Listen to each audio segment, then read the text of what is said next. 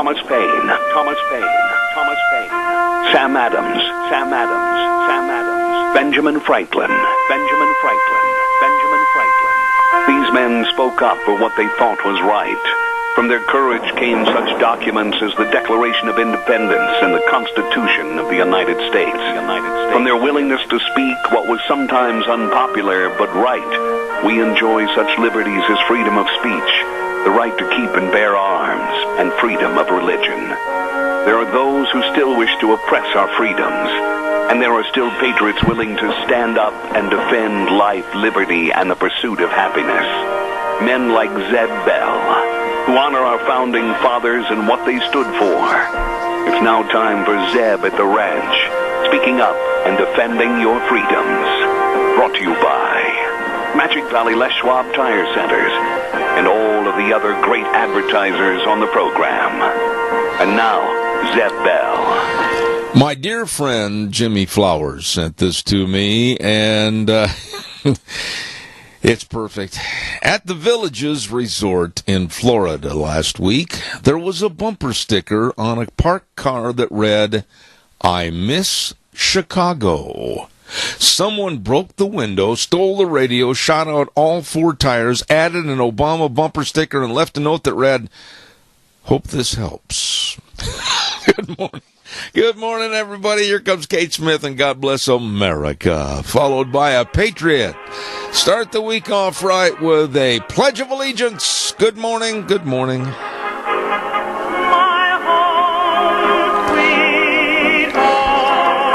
Good morning, good morning to you as we start off a new week. September the 12th, Monday, the day after we all should have remembered 9/11. Good morning, I'm Zeb Bell, Zeb at the Ranch, with our major sponsor, your Magic Valley Les Schwab Tire Centers, all 7 locations serving you.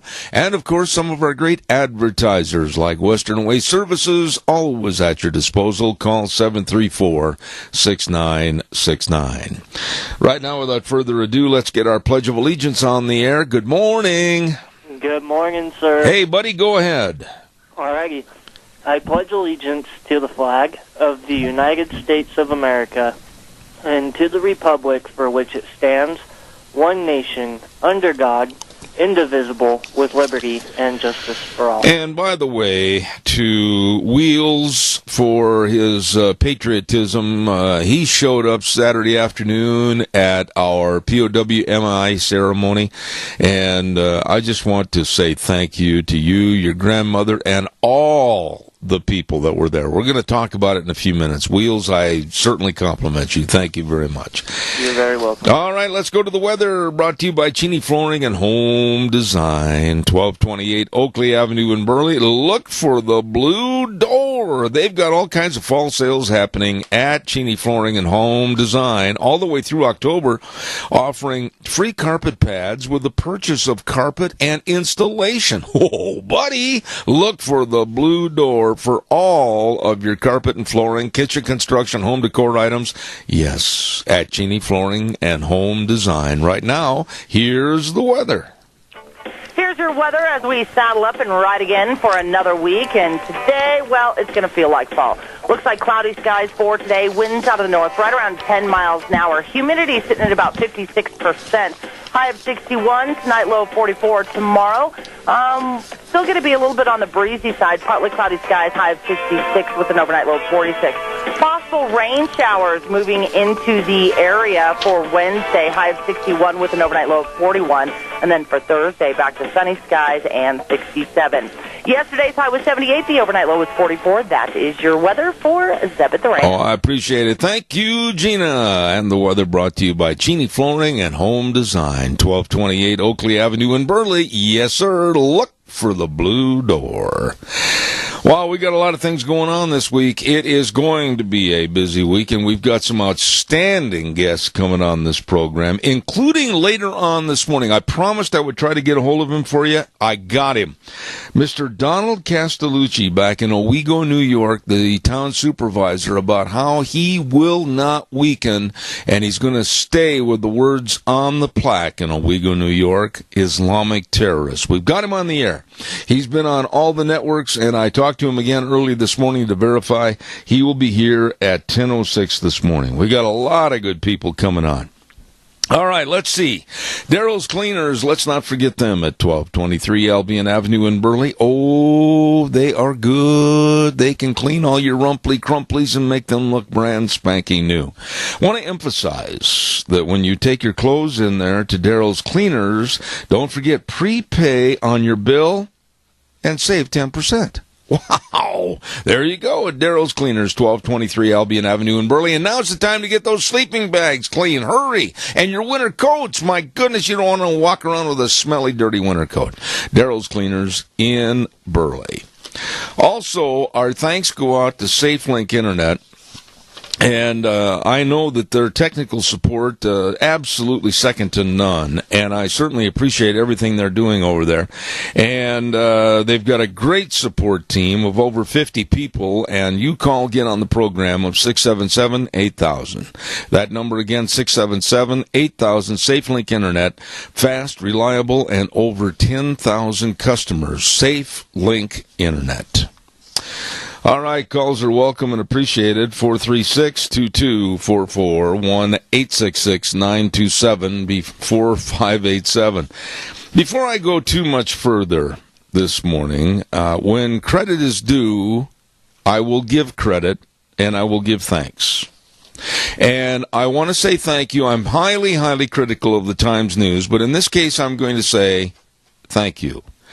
They had a reporter show up over at the Rupert POW MIA ceremony in Rupert on Saturday. I believe it was Alex Riggins, and they did a front page story on the Times News yesterday, and I say thank you and kudos to you. Thank you very much. Not only because they did the story, but the event itself. It was absolutely a great turnout. For you that were there, enjoying a beautiful mid-September Saturday afternoon, it was phenomenal. And for all the kind remarks that you made and the ceremony that we had, I mean, we had George and Donna Mass and Larry and JR and Ken and Dan and State Senator Kelly Anthon, Youth for Liberty, all the families. I mean, it was wonderful. Tegan Nebeker. The servicemen that were there.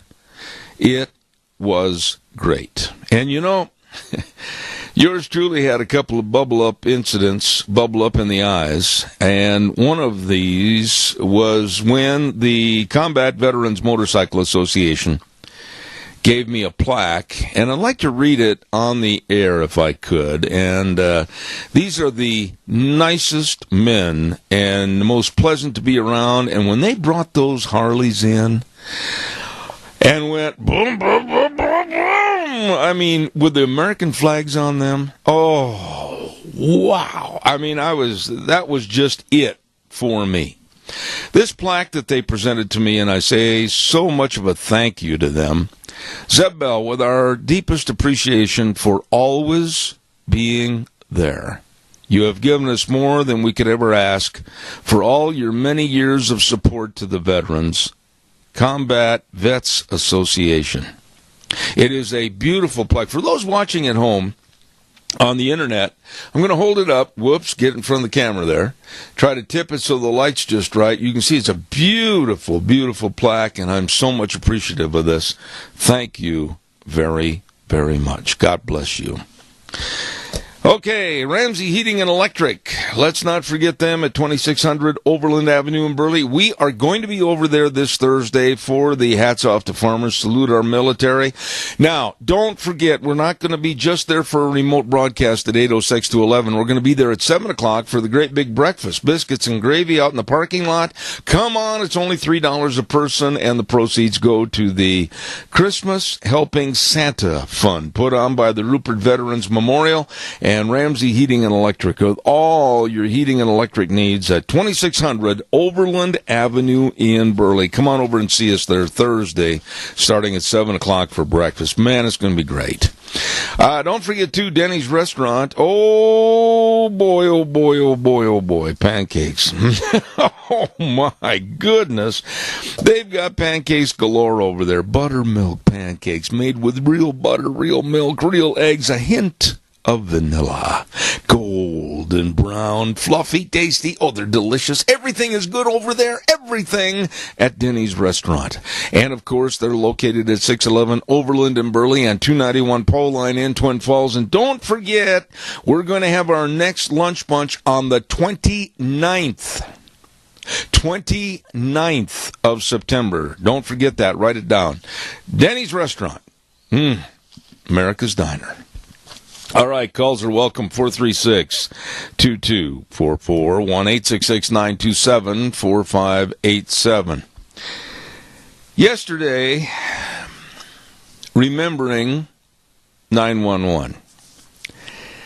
Wow, it was very emotional for me, and I think kudos and so many heartfelt thanks to Fox News in New York City for having the backbone that a lot of networks don't have anymore. They showed the tapes of what happened that day. And I, for one, I'm sick of this mamby-pamby, wussy attitude that is going on in this country. I think that it should be easy to look up, obtain, and watch what Islamic terrorists did to us on 9/11. They showed the towers getting hit. I believe that we should see the planes hitting the towers. I believe we should see the towers coming down. I believe we should see the field in Pennsylvania where the plane hit the Pentagon, and those brave souls on board that plane, they tried to take over the plane from those hijackers. How brave they were, it's uncountable. I mean, they were so brave. I believe we should emphatically call it what it was, Islamic terrorism, and this program will not weaken on that phrase. But in order to remember the horrific happenings of that day, we have to make sure that we see it, remember it, and talk about it. In this age of mamby-pambyism and wussyism, which the liberals want us to lead down that path, they don't want to let it's too hard on the children's psyche. Baloney. These kids today need to toughen up. Parents need to toughen up. And they need to stand tall, stand proud, and stand true to the meaning of what this country is and what it should be. Not run and hide in the corner going, oh, Chicken Little, the sky is falling. Cowboy up. I am absolutely appalled at how the attitude in this country is one of, it might damage little Johnny and Susie's psyche. Well, they'll be damaged psychologically for life. No, they won't, but they damn sure ought to know what's going on, what has gone on, and what freedoms they have in this country. Calls are welcome, 436-2244, 1-866-927-4587.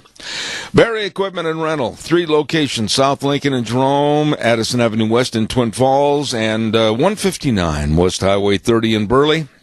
You know, they've remodeled their repair shop, and can they fix anything, everything, from small engines all the way up to big, heavy equipment. They can get the job done for you. And they also, of course, have the equipment rentals and the retail equipment sales. They've got it all for you right there. And I mean, they've got all kinds of the different equipment parked out in front, out behind. They got a little sandbox. You can learn how to run it. They've got the equipment to get the job done right. Barry Equipment and Rental. South Lincoln and Jerome, Addison Avenue West in Twin Falls, and 159 West Highway 30 in Burley. Caller, I'm going to ask your patience. I'll be right there with you. Don't go away. I also want to remind everybody about Burley Physical Therapy and Rehabilitation. Yes, I've been going in diligently. Yes, I really appreciate what they're doing.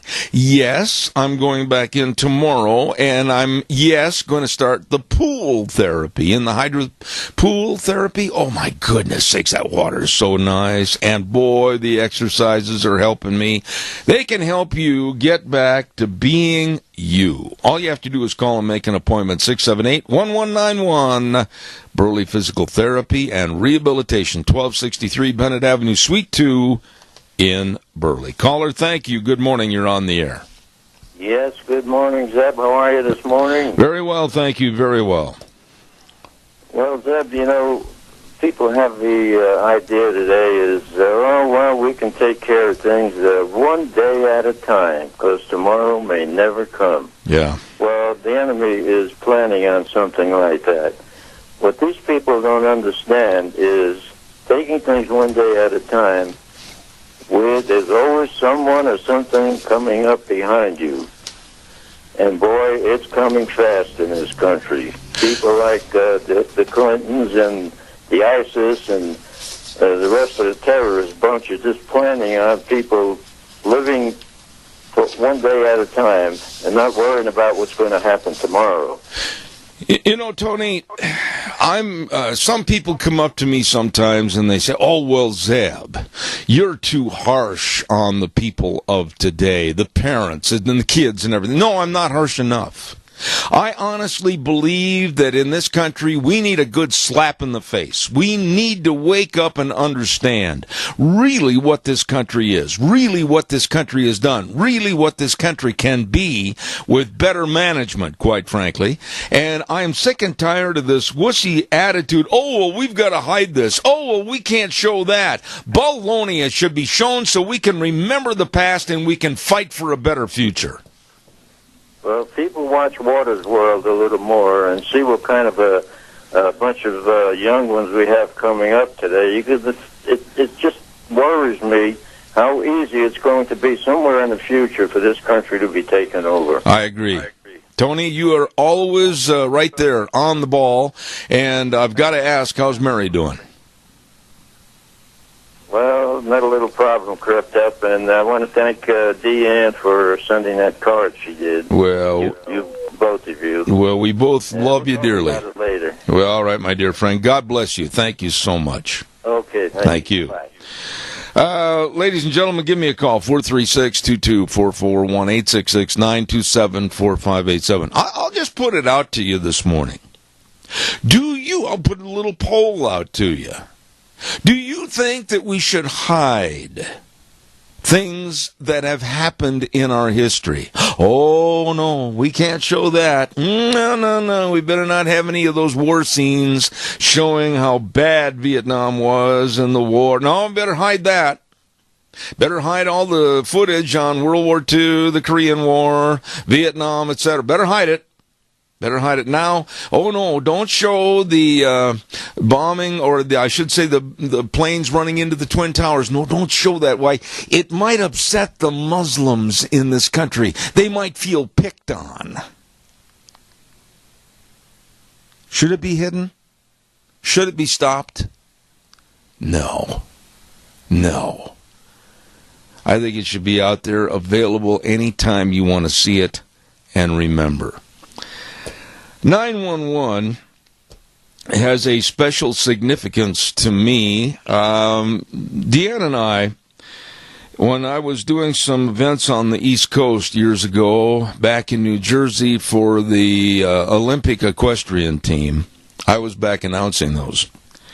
And we met a police man from Long Island, and his son was working as a lieutenant in the NYPD. And long story short, during 911, his son was in the bottom part of the tower number 1. And I often think about him and the hardship that he's gone through and the rest of the family losing his son. But should we not remember these people? Should we not remember what caused it? Absolutely not. Every single day. Caller, good morning. You're on the air. Well, good morning, Mr. Bell. Thank you for everything that you do. We should never, ever forget 9/11, our POWs, MIAs. 9/11 was essentially a slap in the face to Americans. These terrorists came over and killed on our own soil. Why should we be politically correct and not call them what they are and just give them a slap on the wrist and let them continue to do it? They do it every single day. Yeah. How and when are we going to stop it? Well, let's take this a step further, Donna. When I hear about people that are not remembering 9/11, when I hear about athletes that won't stand for the national anthem, these spoiled prima donnas that are making $187,500 per game. Let me run that by you again, my dear friend. $187,500 per game. And they won't stand for the national anthem, yet this country affords them all the gratuities that they could ever want anywhere, anytime. I'm fed up with the attitude in this country. Well, I'm totally in agreement with you. I think they should be banned from playing any type of sport. Everybody does have a right to protest, and I understand that. But to slap us in the face for allowing him that right, I call him Kale Pick. I'm sorry. He was adopted by a white family. Yes. What the heck is he thinking? Well, he's not, and let me tell you a comment that was made by a mother, and she lost her son in Afghanistan. And she made a comment over the weekend that she said these NFL players, these spoiled prima donnas, would not act the way they're acting if they had to be seated at a ceremony and someone handed them a folded United States flag. In other words, if they were the parents of a soldier, man or woman, that had died serving this country, I certainly think, and I agree with this lady, they would never act with such absolute crudeness and rudeness against our country. Oh, I'm in total agreement with you. Think of all the people who have lost loved ones. It just makes me angry because I don't watch a lot of sports anyway. I think they're all male divas. Well, wait a minute, Donna, just a minute. Donna, just a minute. To me, it's a disgrace. Just a minute, I want to say this. Let's not denigrate all athletes, because I'll tell you what, there have been a lot of great athletes that have stood up very proudly for the flag in this country, etc., with their service to this country. And I'm not going to denigrate those athletes, but what I will denigrate, and I think you'll agree with me, is the Hollywood bunch of weirdos that have never served this country, but they're the first ones like Matt Damon and others to come out and denigrate the red, white, and blue and what this country is doing and what it's tried to do. No, I agree. I wasn't loving. The Ravens did something wonderful during the national anthem this weekend, and I praise them for it. I didn't mean to lump them all together. That isn't what I intended to do. But, the few that are standing with this Kale Pick guy, they need to not ever be able to play sports, ever. They need to be banned. Well, that's just the way I feel. And I agree with your concept and thoughts, but let's be really fair. In this country, where it is the land of the free and home of the brave, even though these creeps, and that's what they are, and I love that name, K.O. Pectate. You're going to catch me on the air saying that now that you said it, for heaven's sakes. But they have the right to do this, but I and you also have the right to denigrate them and put them in their place. God bless you, Donna, and thank you for all you did this weekend. Oh, well, thank you, sir. And you and your lovely bride do an awful lot for our communities. And we just appreciate you keeping everything out in the forefront. You guys have a great day. Thank you. I will never forget. Every time I say Colin Kaepernick, I'm afraid now I'm going to say Colin Kaepernick. Nobody would have thought of that except Donna. God bless her. I appreciate that. I love that name. Oh, don't forget our friends over at Mount Harrison Audiology with Christine Pickup, Doctor of Audiology, the only locally owned and independent hearing healthcare practice in Southern Idaho. Oh, my goodness. Make an appointment today if you're not hearing everything. Yep. Go over there. She can help. She will help. Number to call, 312-0957. Located right across from the Minidoka Hospital Emergency Room. Absolutely the best. How do I know? I've been there. Had the hearing screening. Absolutely helped. Wellness program for you, for your hearing. Mount Harrison Audiology and Hearing Aids. You get a hold of them today. Hey, guess what time it is? It's time to give away a dozen delicious cookies. Oh, from Sophie's Chatterbox at 530 East Street in Rupert. Bakery, restaurant, very good. 530 East Street in Rupert. And if you're the lucky winner, then of course, all you have to do is call over there and let them know when you'll be in there for your cookies at Sophie's Chatterbox. And here's the question for the day. What did actor Jimmy Stewart do in World War II? And I need a specific answer. What did actor James Stewart do in World War II? Give me a call at 2244. Something beeped right there, and I had no idea what that was. 436-2244, 1-866-927-4587. Give me a call real quick. What did actor Jimmy Stewart do in World War II? Caller, good morning. You're on the air. Have you ever won before? Hello? Hello? Yes, go ahead. Oh. I won 30 days ago, but he was a World War II bomber pilot. All right. What branch of the service? Army Air Corps. That's exactly right. I'm going to even go one step further and really make you earn these cookies. What was his rank in the United States Army Air Force? He ended up being a brigadier general. I thought he ended up being a major. No, he was a brigadier general when he retired from the Air Force Reserve.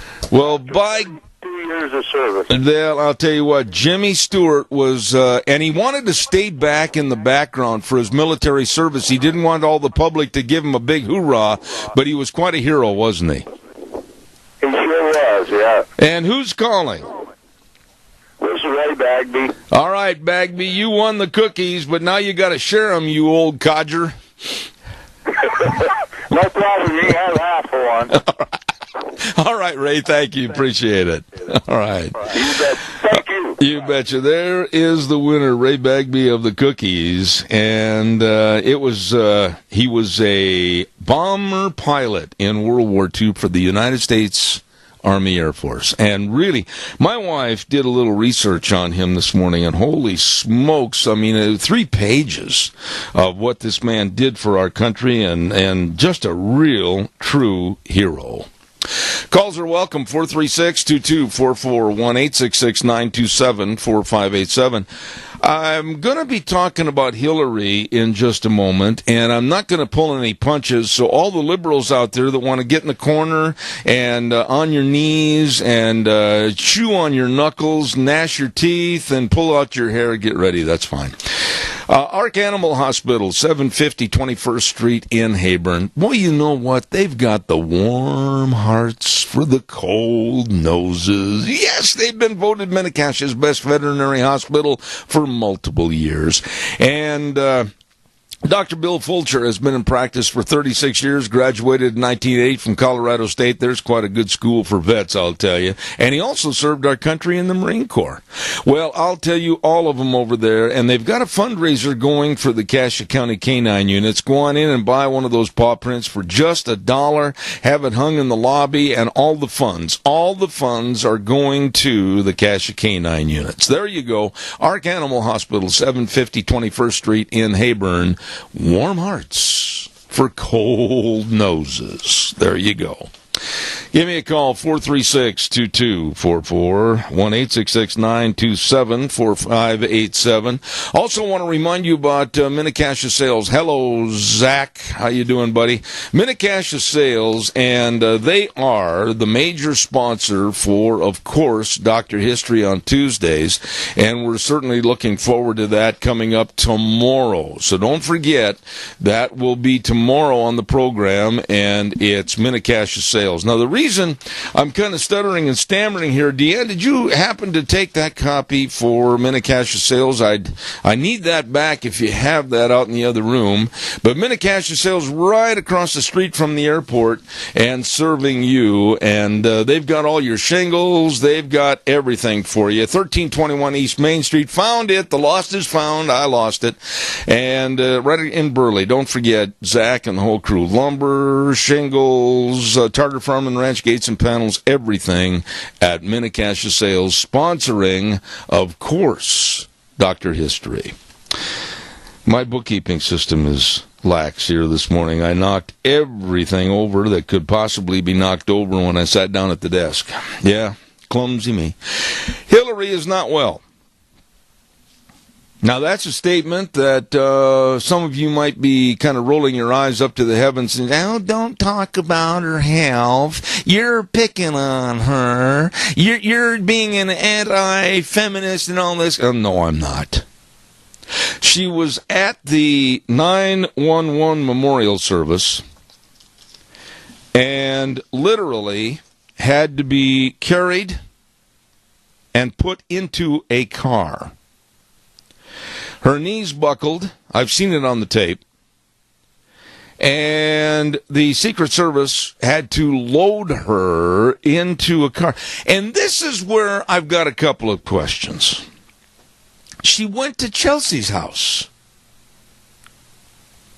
Why? You know, it's been reported that maybe she has been diagnosed with pneumonia. And she's been advised to rest.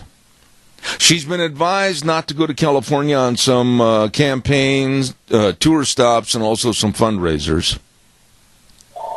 But Hillary is not well. I don't want to wish bad health on anyone. Nobody. But for someone, and I've said this on the air for months and months, that she does not look well. She looks very haggard, very drawn, very swollen. And now this is, I've been in New York many times. And the heat was being blamed for her feeling lightheaded and not feeling well and her knees buckling. But you know, this time of the year, back in New York, you're looking at probably 80 degrees, 82, 83, 84. That's what the temperature was during this event.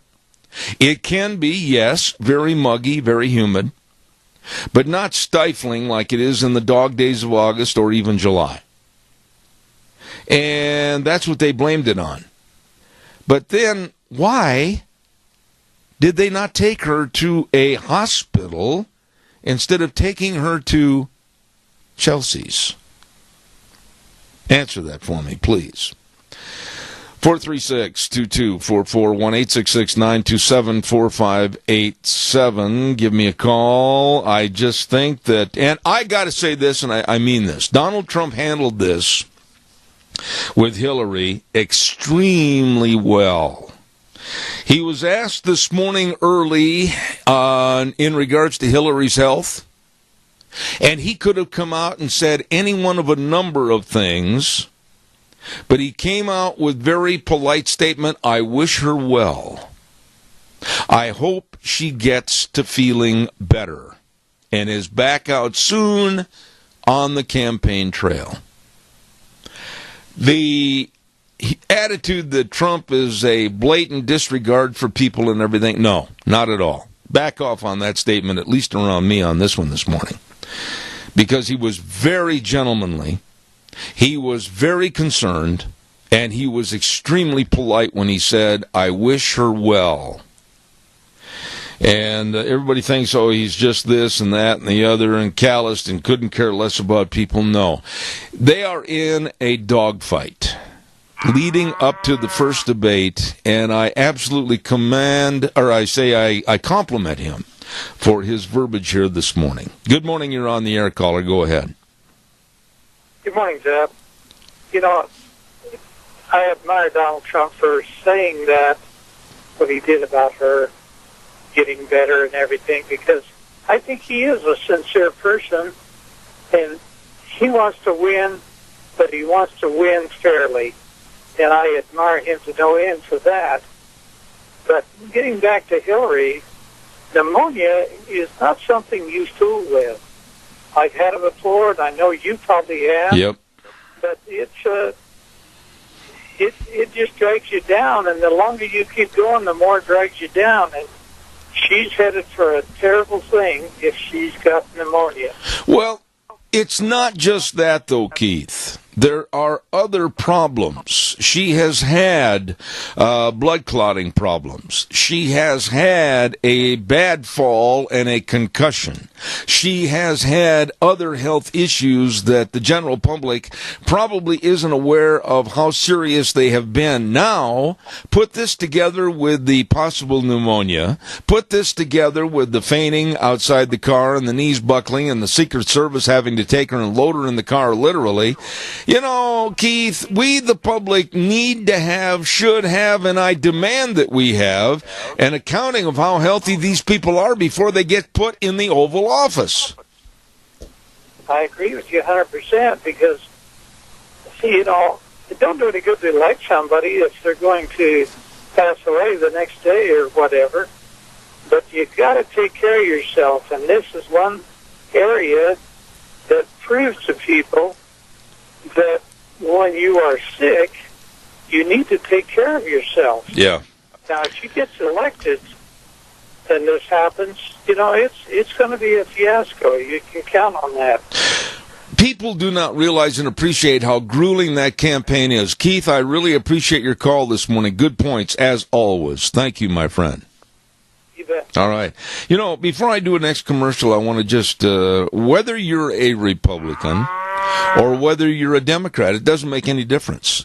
Going on the stump for the presidency is one of the most grueling physical activities any person could ever be associated with. Being a senator or a congressman, nothing. It pales in comparison to what happens when you are the finalist for your party going for the presidential election. You have to be a superman or superwoman to withstand that grueling schedule. And it's no surprise that people get very sick and run down. Caller, stand by. I'll be right with you in a minute. Don't forget, on Thursdays, we have, of course, the Denny's Football Trivia Question of the Week. Oh, my goodness, from America's Diner, Denny's Restaurant at 611 Overland in Burley. I'll ask you a question of football trivia. If you answer it, you win an original Grand Slam breakfast from Denny's Restaurant. 611 Overland in Burley, America's Diner. Caller, good morning. You're on the air. How are you doing so far? I am fantabulous. Go ahead, sir. First of all, we was in Garbage, Nevada yesterday, and they had a great little ceremony. And then I got to criticize you because it's bad enough it's Monday, but then you have to talk about Hillary. So the point we need to realize, the people that do want to vote for her, they got to realize who's going to be her running partner, her running mate, because if she can't make it, who is going to run the country if she falls down on her duty? Yeah. Tim Kaine, in my opinion, and of course I don't like him for obvious reasons, because I'm very conservative and he is not. I don't think Tim Kaine has a clue how to start getting around on the Monopoly board. I just don't think he has any of the basics that are necessary. Yeah, that's the comment I wanted to make. They better be looking at who's going to be running with her and what his ideas are. I'm sure they're all the same as her, but it doesn't look good. Well, I agree with you, and it's of great concern, I think, to the Democratic Party this morning. They should be very concerned because their nominee is not well, not right, and quite frankly, as a human being, we should all be concerned about her health, but she is just not healthy, and I've said that for a long, long period of time. When you see her on television, listen to the interviews, sometimes she gets scatterbrained, and sometimes she forgets various things, gets lost in speeches. A lot of people get lost. There's no question about it. There's times on this program I've had those brain bubbles like everybody else has. But she has set the bar to the point where she doesn't look and sound healthy. Well, and the other point is she can't even stand at the podium. They always have to have a chair for her to sit in or a stool or something, you know.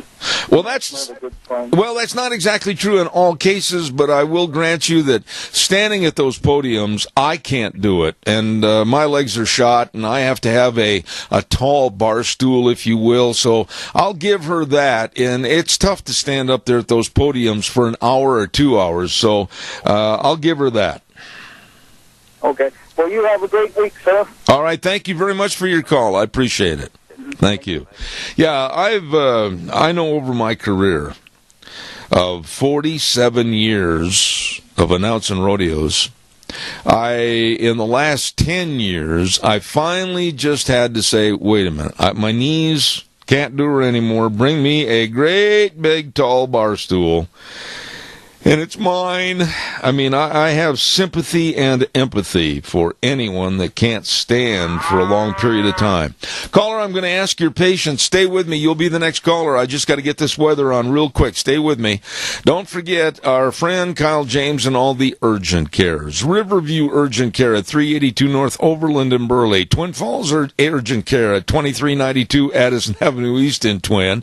And Jerome Urgent Care, 133 West Avenue A in Jerome. The urgent cares supply to you minor emergencies, major care. No appointments necessary, quicker, less expensive. Oh my goodness. Go to their website, urgentcareofidaho.com. They will help you. Here now is Gina with the weather.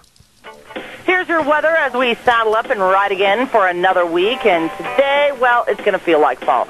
Looks like cloudy skies for today. Winds out of the north, right around 10 miles an hour. Humidity sitting at about 56%. High of 61. Tonight, low of 44. Tomorrow, still going to be a little bit on the breezy side. Partly cloudy skies. High of 66 with an overnight low of 46. Possible rain showers moving into the area for Wednesday. High of 61 with an overnight low of 41.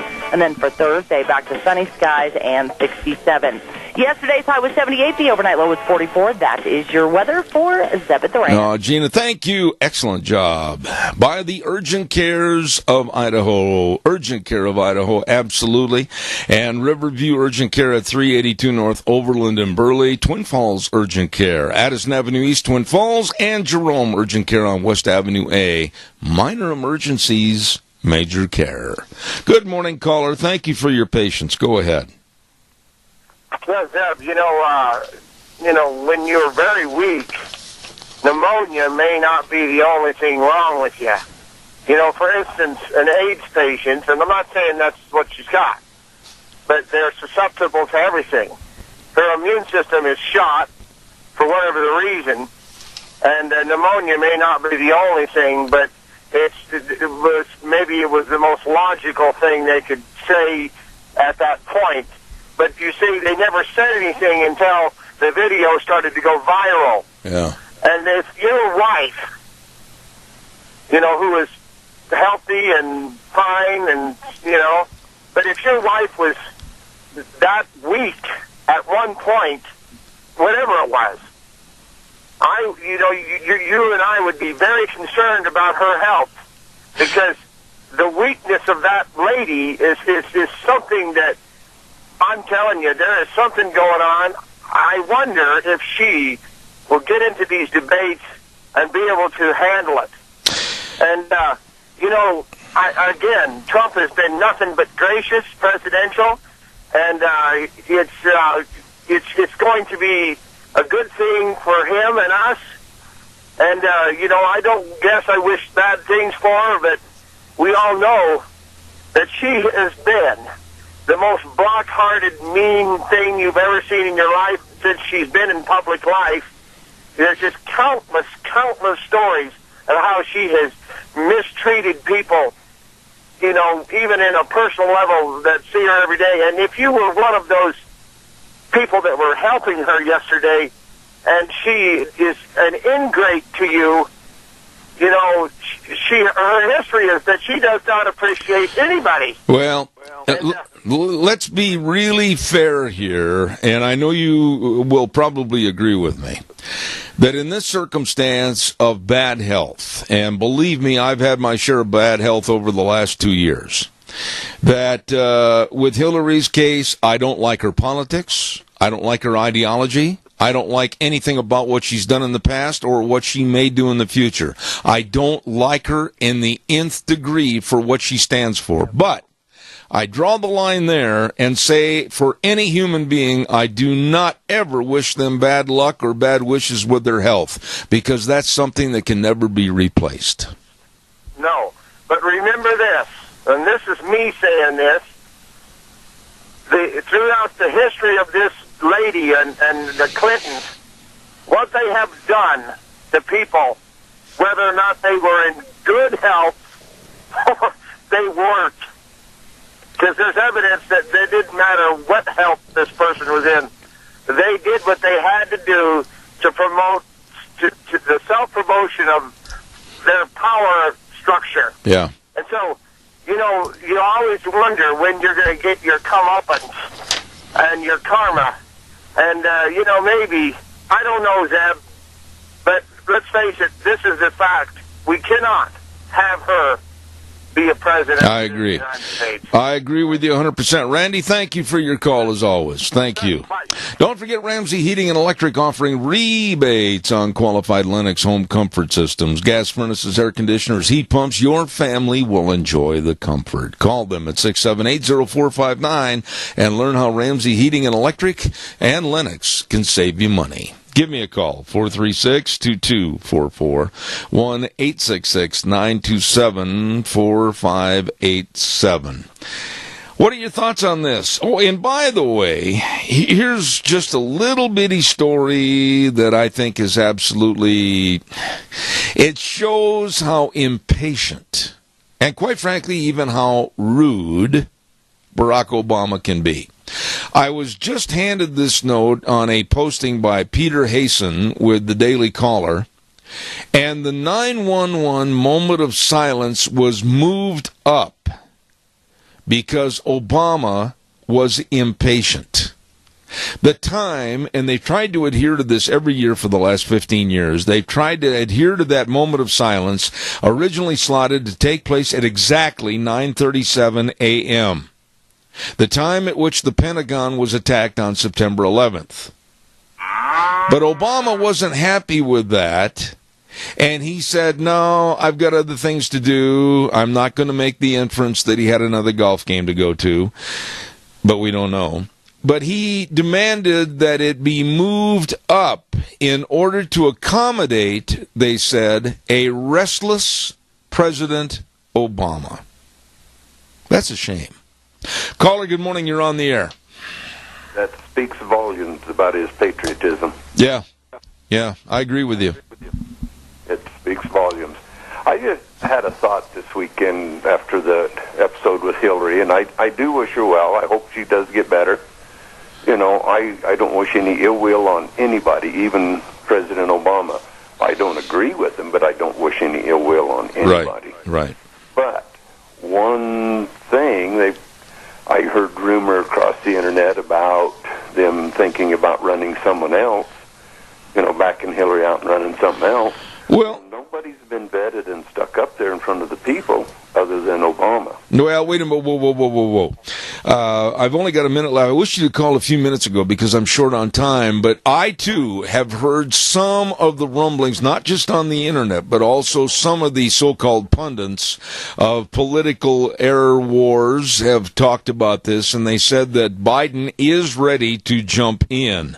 That's the name that came to mind and to my ears early this morning, that Biden is sitting back in the wings.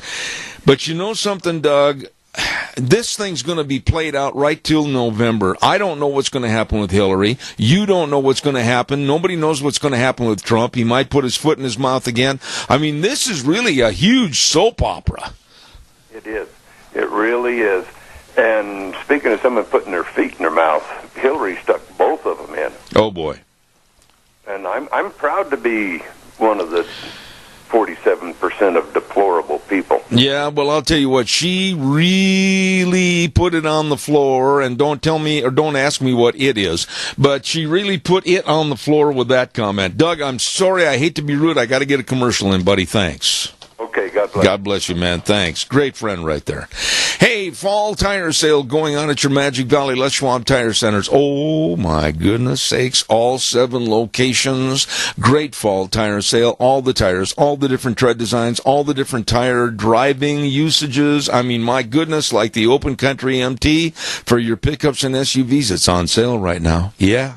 And don't forget, too, the best in brake service. Man alive, professionally trained technicians and the brake industry's best warranty. These guys are good. Front end alignment, shocks and struts, and batteries. Getting a little chillier out there in the morning. You better believe it. Stop in today and let them help you at Lane and Rupert, Dave on Blue Lake and Twin, and Mike in Buell, Mike and Jerome, the Twist family in Paul, Daniel on Poline in Twin Falls, and my buddy Randy on Overland in Burley. Your Magic Valley Les Schwab Tire Centers.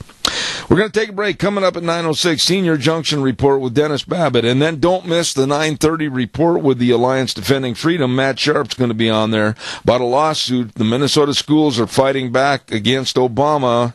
This ought to be interesting. Don't go away. I'll see you in 6.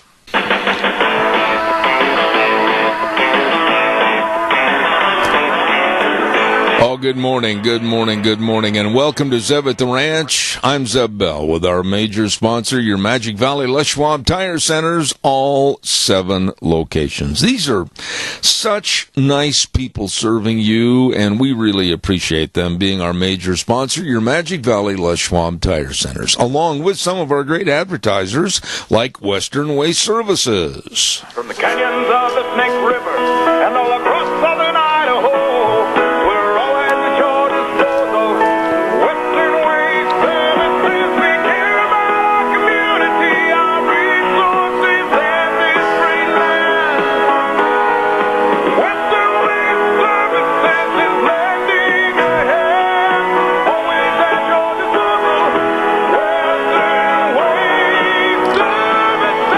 my goodness, locally owned and operated. We're going to be having one of those folks on the air with us in the next couple of days.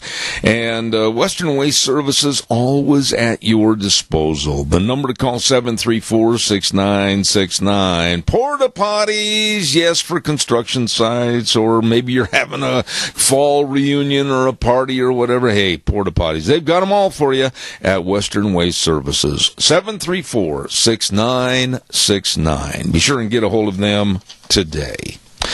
Okay, let's see what else have I got cooking here. Oh, don't forget, too, Ramsey Heating and Electric and Lennox, offering qualified rebates on qualified Lennox home comfort systems.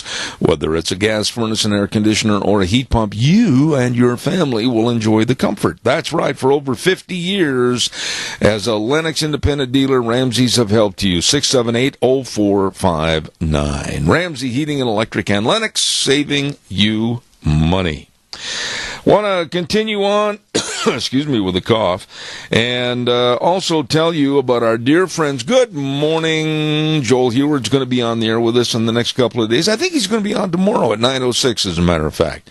Joel Heward from Hanson Mortuary, 710 6th Street in Rupert, and believe me, his family, his staff, They are there to serve you at a really stressful time when there's the passing of a loved one. And remember this, always, always upholding the highest ethical standards with unquestioned integrity, helping you with all the arrangements. Hanson Mortuary, 710 6th Street in Rupert. Number to call, and remember, 436-5636. Hanson Mortuary in Rupert. Right now, let's go to the phone line, and I consider this man a very, very good friend, and he's with the Senior Junction on Overland and Burley, and that's Mr. Dennis Babbitt. Good morning, Dennis. How are you? I'm good. How are you, Zeb? I am fantastic, and I'll bet you right now you got your apron tied on, and you're ready to start cooking breakfast for the great big doings going on over there at the Senior Junction next Saturday. It's this Saturday, yes. And that'll be from 8 to 10. It's a free community breakfast.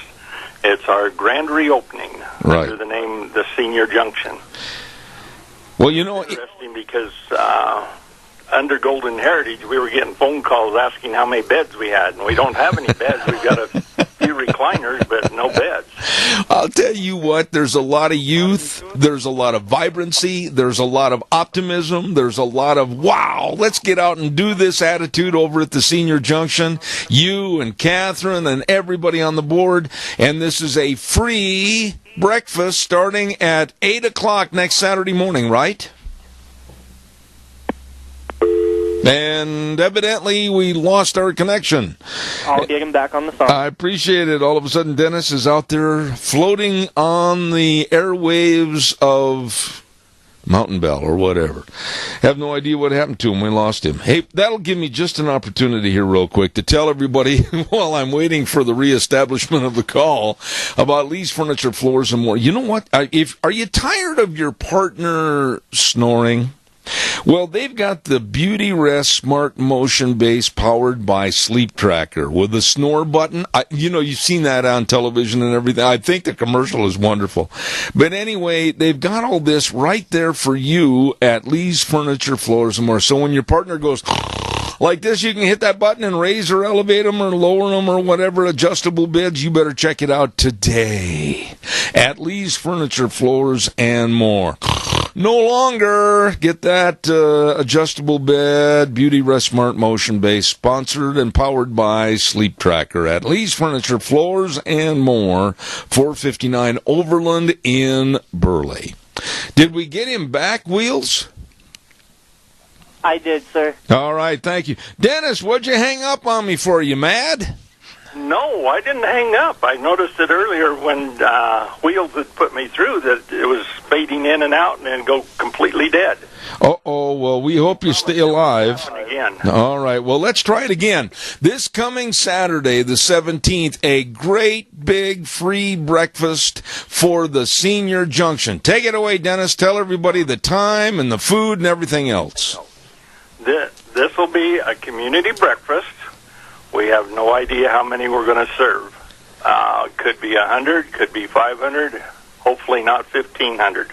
But anyway, we'll have sausage, gravy and biscuits. We'll have pancakes, waffles. We'll have syrup. We'll have hash browns, eggs, and it'll also include link sausage and bacon.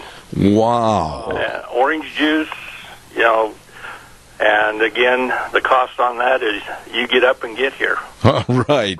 It's absolutely free. Who do you want to thank for all this, Dennis? Oh, one of our great, we'd like to thank Stokes. Fine Food, they have been exceptionally helpful in helping us throughout the breakfast we've had the last few months.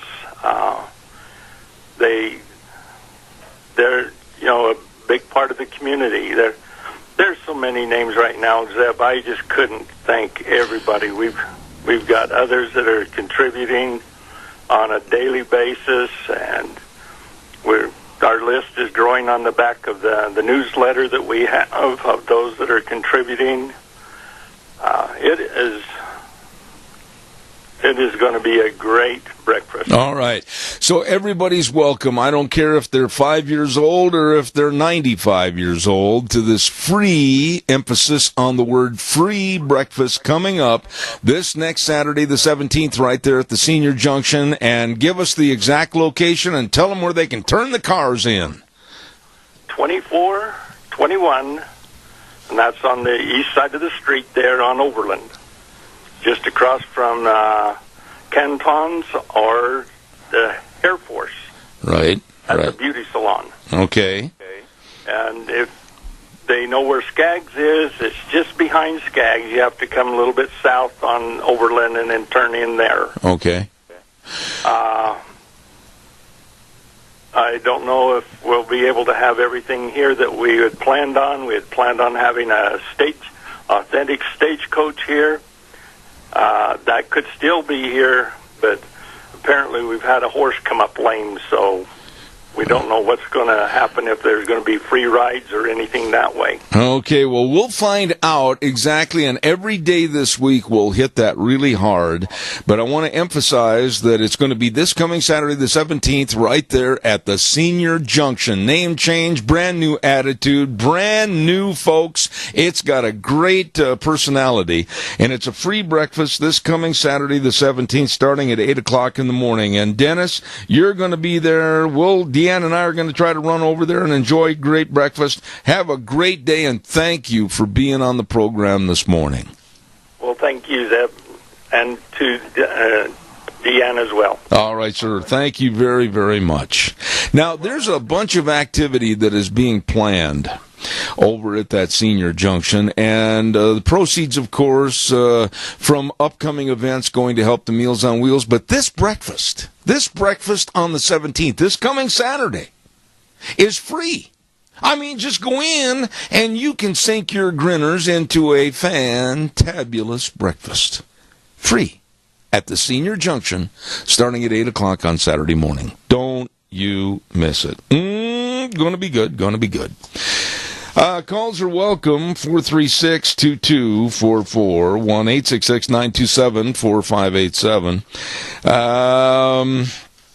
Couple of things I want to mention. I'd like to ask you, why do we have to even think about, maybe I'm old-fashioned, maybe I like things in some regards left the way they are, and I'm not in favor of all this Devil's Corral development that they're talking about, having an amusement park and zip lines and everything. Why?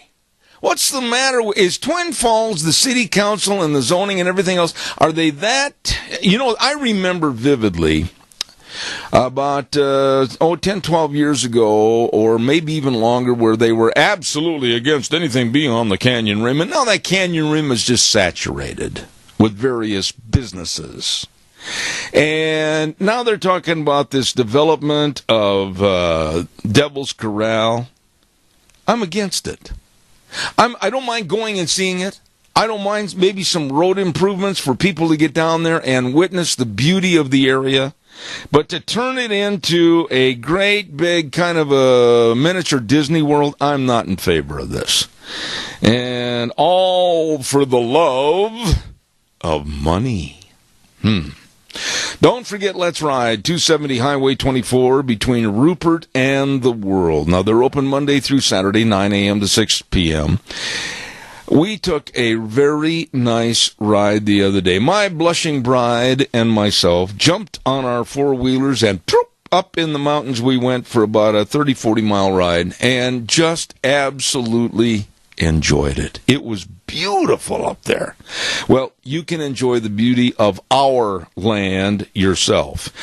Be sure and check out the 2016 four-wheelers that are on special closeout prices, and also the side-by-sides, because the new 2017 models are coming in. They have a phenomenal accessory department and a really great diligent service department. So check it out at Let's Ride 270 Highway 24 in Rupert, where the fun is sold. Really nice people.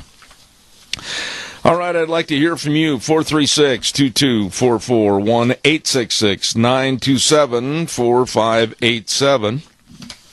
and give me a call. This doesn't make any sense to me, and I'm going to be highly critical again of the NFL.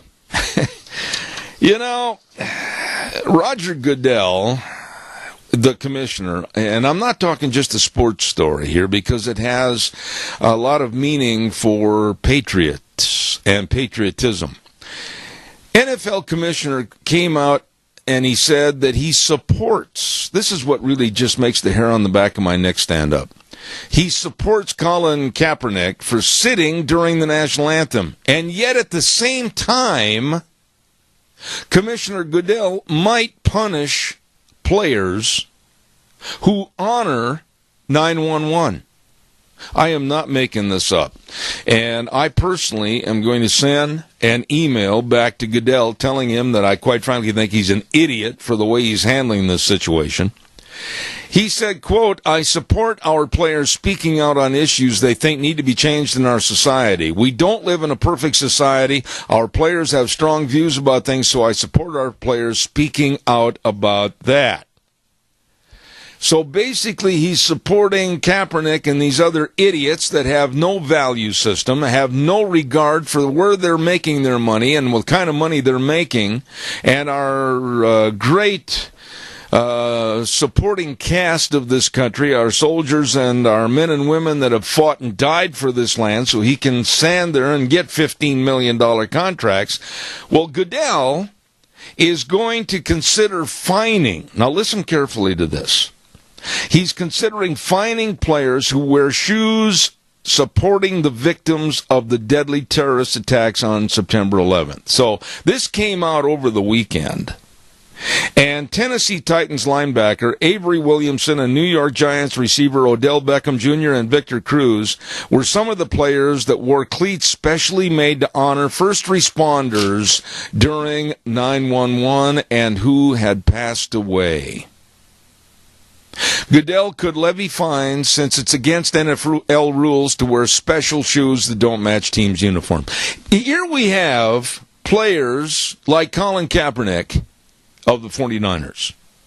And then other players that have decided to follow suit in their classless action of disavowing our American flag and our national anthem from the Miami Dolphins and the Seattle Seahawks and others. And yet here we have some football players that really appreciate the ultimate giving of life during 911. And they wore cleats that were specially made to honor the first responders that died during 911. And Goodell and the NFL might fine them, but let these other creeps sit during the national anthem. The world is absolutely upside down. And yes, as you know, for a long time on this program, I am an avowed football fan to the nth degree.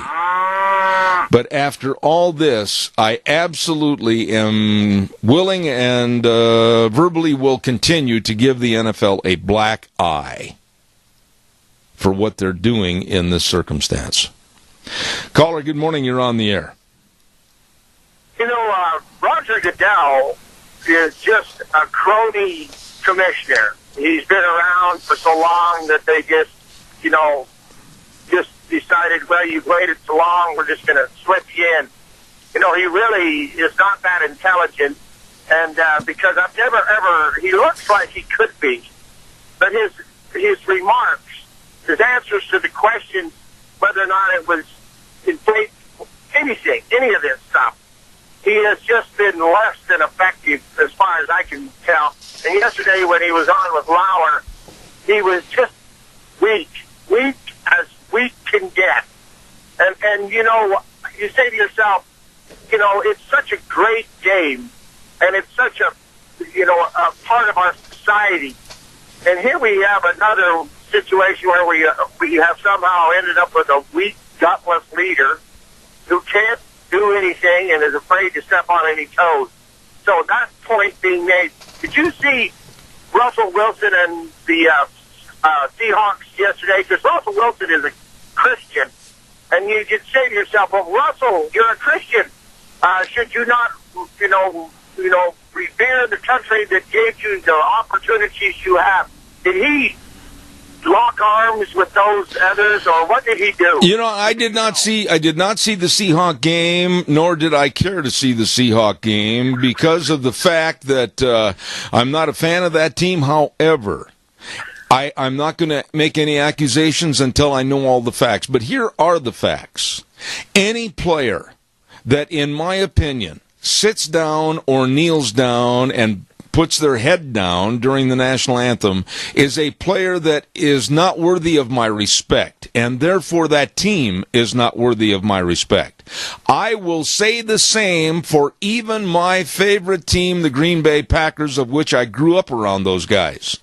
And I'll guarantee you what, I think the NFL is absolutely walking a tightrope right now because I think Kaepernick has disrespected America. The other players that followed his ways and means are disrespecting America. And to punish some of the players that honored thousands who died on 9/11, it doesn't get more un-American than that as far as I'm concerned. Your thoughts quickly. Oh, yeah. It's such a disrespect considering the people have lost their lives, and they're losing their lives today fighting for this country's freedom. It's so, I don't know. The words that I want to use, I can't use. All right, Randy. I appreciate your call as always, my friend. Thank you very, very much. Roger Goodell, I agree with Randy. A very milquetoast, kind of a spineless guy. And nothing like the likes of Pete Rozelle and Paul Tagliabue, etc. But this deal, why couldn't they have come out with an agreement? Why couldn't the commissioner have told New York Giants receivers Odell Beckham Jr. and Victor Cruz, okay, now you realize that those special shoes do not go along with the uniformity for your uniform and your team, but to honor those victims of 9/11, we will make an exception because of the lives that were lost. That could have been it, very simply put.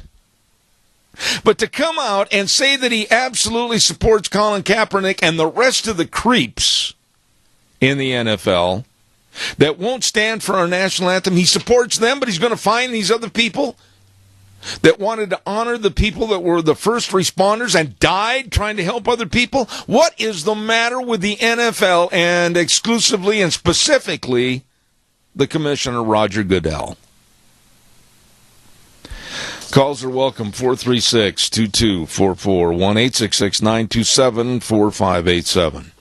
Don't forget Cameron and Siemens Insurance, Highway 24 in Rupert. Life insurance, health insurance, retirement planning, employee benefits, all of this and so much more. Don't put this on the back burner. Please take care of yourself and your family, your business. Make sure that you're covered. Call them for an appointment today, 436-4424. Cameron and Siemens Insurance, Highway 24 in Rupert. Very professional, very helping people. Talking about helping people, our friend Scott Gano. Hello, Scott Gano. How are you today? Boy, they are busy right now with their landscaping and sprinkler service, and the number to call, 431-8733. Still time to prune those trees. Still get all that trimming done. And don't forget, too, still time to take care of those new lawns, seeding or sod installed. And also, if you're thinking about putting in a new sprinkler system or fixing up the old one, you better call them right now, because soon, it'll be time to blow out the old sprinkler lines for the winter. Yeah, it's going to get cold. Call them at 431-8733. Gano Landscaping and Sprinkler Service, 336 South, 450 West of Paul. All right, give me a call, 436-2244, 1-866-927-4587. Don't forget, we've got some in last week. And I want to remind you, send me your emails and for the anti-Hillary bumper Snickers, 6 words or less. I've got some great ones in here. I really did get some great ones. Send them to Zeb at the Ranch at hotmail.com. Zeb at the Ranch at hotmail.com. Now, the first at, Zeb at the Ranch, that's AT. and then go through it right after ranch, the @hotmail.com. Zev at the ranch at hotmail.com. Send those to me, 6 words or less, and you might be the lucky winner of the grand prize that we're going to give away. So, and keep them clean, please. I mean, a little class. I know it's hard to talk about class with Hillary, but anyway, go ahead and send those to me. And like I said, we got some really, really good ones this last week, and looking forward to more. Get those to me before the end of this week, please. One other quick note. We are going to be broadcasting live and direct at Ramsey Heating and Electric this Thursday, the 15th.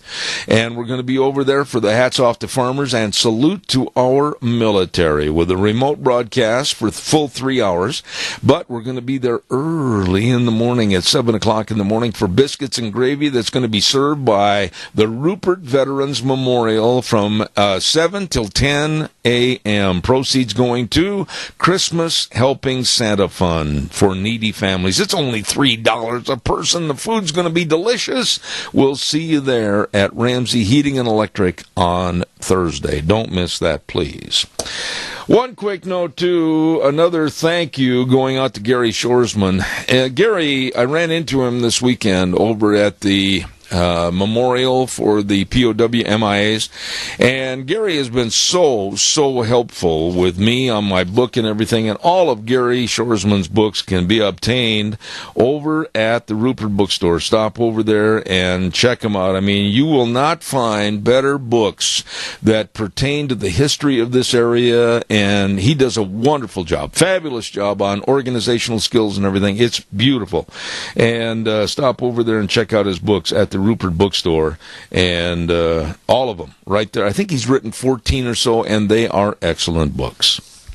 Okay, let's go to the phone line right now, and we are ready for our guest. He's been on our program many times in the past. I always look forward to having him on the air, and it's Matt Sharp with the Alliance Defending Freedom. Matt, good morning to you. How are you? Good morning, Zev. Doing well.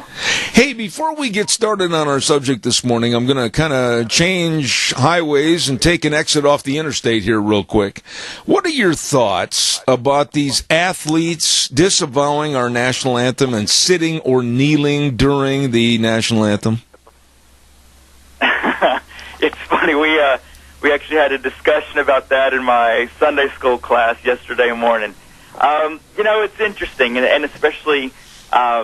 being here in the South, there's a lot of strong opinions about it, and a lot of people that have, that it's sort of one of those, people say, look, I get what he's trying, right to free speech and what he's trying to say, but not like this. This is not the way that the best way to express your message. If you've got concerns about what's going on, don't do it by dishonoring the flag and the national anthem that so many men and women have died for, and people are fighting for as we speak. And that's sort of my view on it is, I'm all for free speech. I'm a First Amendment attorney and fight for it all the time. But there's good ways to do it and there's bad ways to do it. And I don't think this is an effective way to try and raise awareness and to disrespect the sacrifice of a lot of people. Absolutely well stated. And I'll tell you what, it's hard for me to respect any athlete that is making over $187,000 per game to stand up and say that he is for the oppressed. It's pretty hard to swallow that pill. Yeah.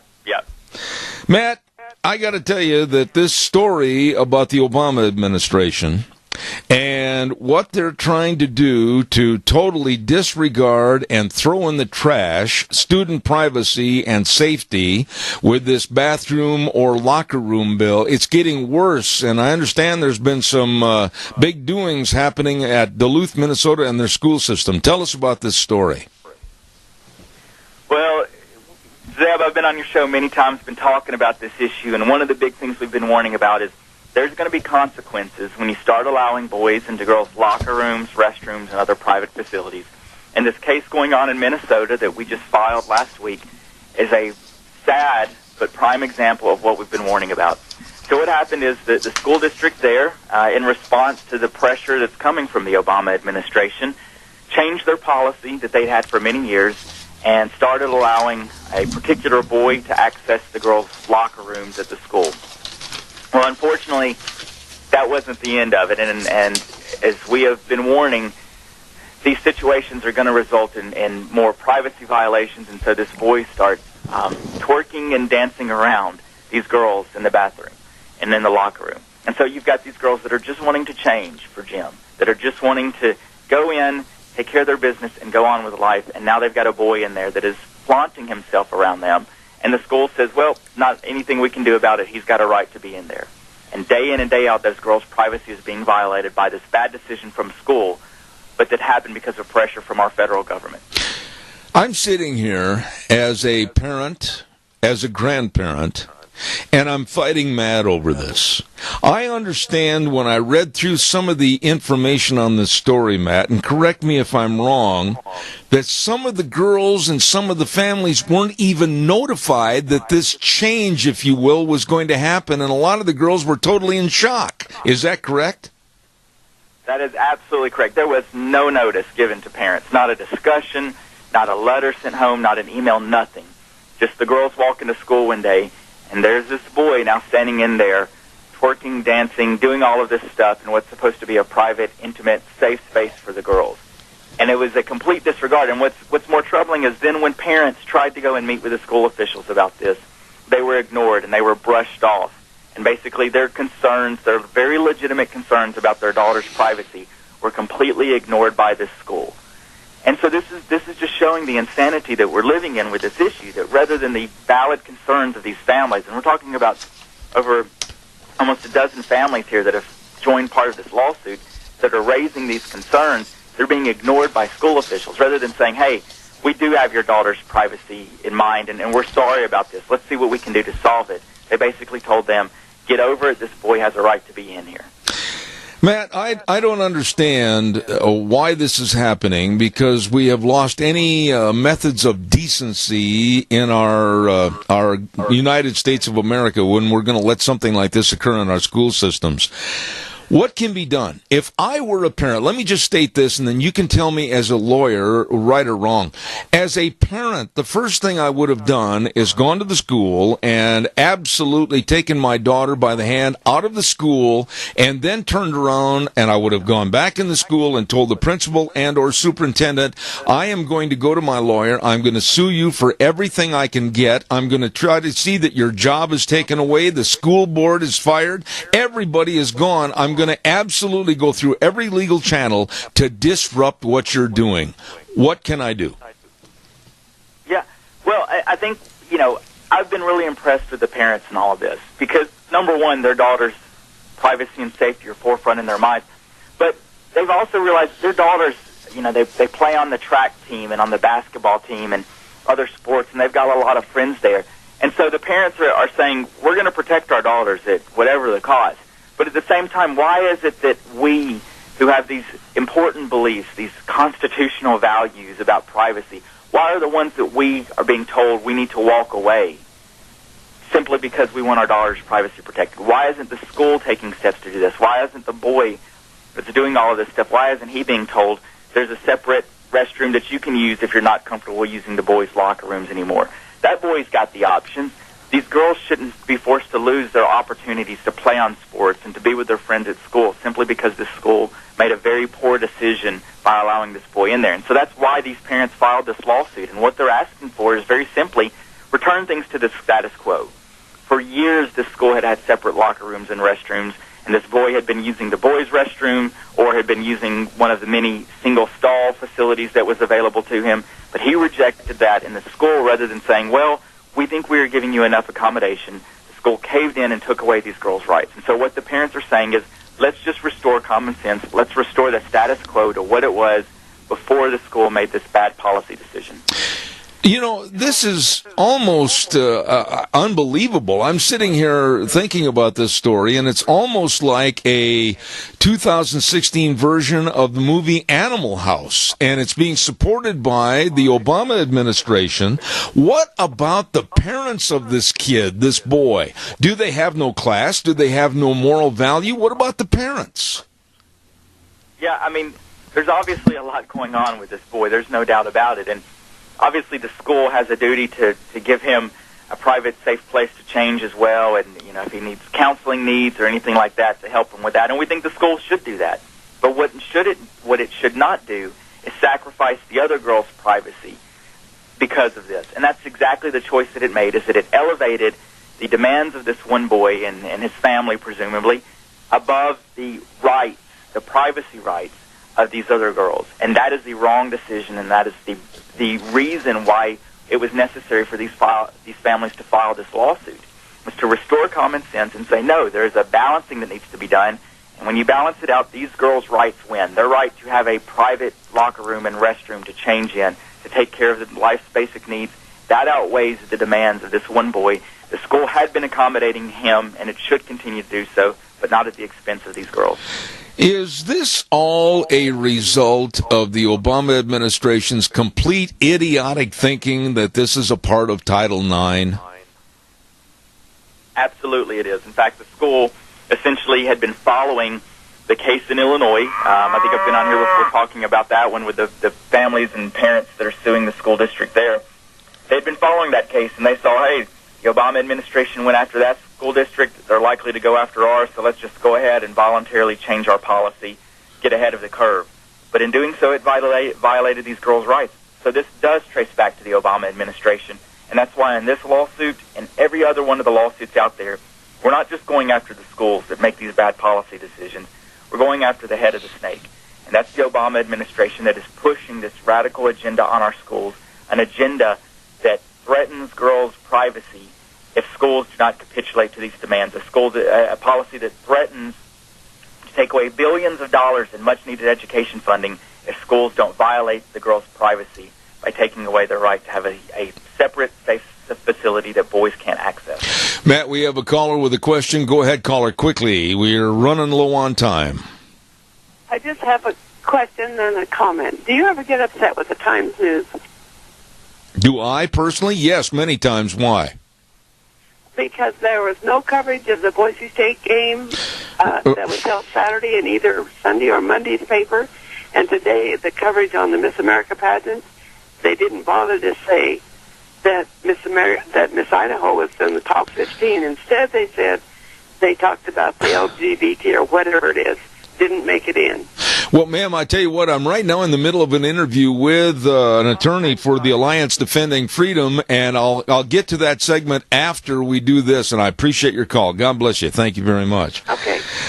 Matt, I apologize for that. What about this? Can we win? Can people of moral value, can people that still get up and go to church on Sunday morning, can people that sit around their kitchen tables with their kids and talk about right and wrong and responsibility, can we win, or is it a done deal, slam dunk, that we're losing in a society that is completely perverted? No, I think we can win if we continue to take a strong stand, and here's why. Two reasons. Number one, just a few weeks ago, the district court out of Texas, in another one of these cases where Texas is suing the Obama administration, the district court there issued a nationwide injunction telling every school in the country, you have nothing to fear anymore. We are going to stop the Obama administration from forcing this crazy proposal on any school in the country. So every school right now needs to rest assured that it is not under a threat from the Obama administration. Number two, there's the case going on in Virginia where a female student's demanding to use the male restrooms. It's gone up to the U.S. Supreme Court, and the Supreme Court issued a stay in favor of the school, telling the school you can continue to have separate locker rooms and restrooms on the basis of sex while this case goes on. And so if even the Supreme Court is recognizing this is moving too fast, we need to stop and take a look at this and give it further consideration, I think that's a good sign. So I do think we can win this, but it's only going to be if we stand firm and continue to, day after day, say, we are going to protect our daughter's privacy, and we expect our school officials to do the same. I got to be honest with you. I can't imagine a Supreme Court judge. I can't imagine a federal judge. I can't imagine a district judge. I can't imagine anybody with any decency whatsoever, maybe a father and or a mother of maybe 2 or 3 children, or a grandmother or father. I can't imagine why this issue wasn't stuffed in the back closet and absolutely locked up forever. What kind of idiot would promote a society where we're having this kind of a moral breakdown in our schools? It doesn't make any sense to me whatsoever. Well, a lot of it's being driven by the very radical LGBT groups. You've got the ACLU, you've got Lambda Legal, you've got the Human Rights Commission. these national groups that have hundreds of millions of dollars backing them. I mean, they are loaded, and they're pushing this agenda. And they don't care what the consequences are. They don't care who the victims are of what they're pushing. But they want this society where it's, sexuality and gender and everything is fluid and it's an anything-goes society and culture. That's what they want. And they don't care that it harms a lot of religious people, but a lot of just common sense people that say we don't think boys ought to be in girls' locker rooms and restrooms. They don't care the consequences, and so they're pushing this. They've unfortunately got the ear of the Obama administration that has embraced this agenda wholesale and is using its power and its threats of loss of funding to push this on every school in our country. And so there's definitely a strong force pushing against this. But that's why we can take a stand and we can win this if we're just dedicated to say we are not going to back down 1 inch on this. This is too important of a thing, too important of a battle for us to walk away from. Our children's privacy and safety is at stake, and we are not going to back down. Matt, let me pursue another line of questioning on this thing regarding the boy, his parents, and his background. Are they, the parents and this nutty kid that wants to parade naked in girls' locker rooms, are they being funded or being taken care of financially, maybe by some group on the left to perpetrate this filth? Yeah, I have no idea about that. I honestly don't. I'll say in a lot of the other lawsuits we've seen, every time one of these transgender students has found representation by the ACLU or one of these groups to file their lawsuits free of charge. And to me that says that there is some coordination going on all of this, that there's always a group there quick and ready to represent them. But at the same time, I'd say that's why ADF exists, so that we can continue to push back against that, and so that parents and students taking a stand on this issue don't feel like they have to fight it alone, but they know that they've got our attorneys here at ADF that are willing to stand with them no matter how long the fight goes on, including all the way to the U.S. Supreme Court, that we are going to stand with them because we know the other side is well-funded and well-equipped, and we want well. And so that is why we are so privileged to stand with these families in Minnesota. And it comes at a huge cost to them. It's a small school district. People are going to probably figure out pretty quickly who these parents and students are. So it comes at a great personal price for them to take a stand. But they say, you know what? Our daughter's safety and privacy is a battle worth fighting, no matter what the personal cost it is to us. Would you say, Matt, that in this community of Duluth, Minnesota, that it's 80-20, 70-30? How is the community split over this issue? Or is it a slam dunk? Everybody is absolutely appalled at what's going on. What is the percentage there? Yeah, I think what we've seen so far is that we're getting a lot of support for these families. They realize they're being very reasonable. Nobody here is advocating that kids struggling with gender identity issues ought to be bullied or mocked or anything like that. They're kids going through difficult times and they need help, but it shouldn't come at the expense of violating privacy and safety of all of the other kids. And so they look at these families and say, yeah, these families are doing exactly what they should. They're fighting for their kids' rights, but doing it in a compassionate, dignified manner. And so that is why I think so many people are rallying to them, and why we're seeing even across the country as these stories are popping up, people are saying, look, we're going to stand with these families. It's a common sense what they're asking for. It's a basic constitutional right. They're not crazies. They're not radicals. They're just concerned parents and students that want to make sure that locker rooms are not being invaded by boys.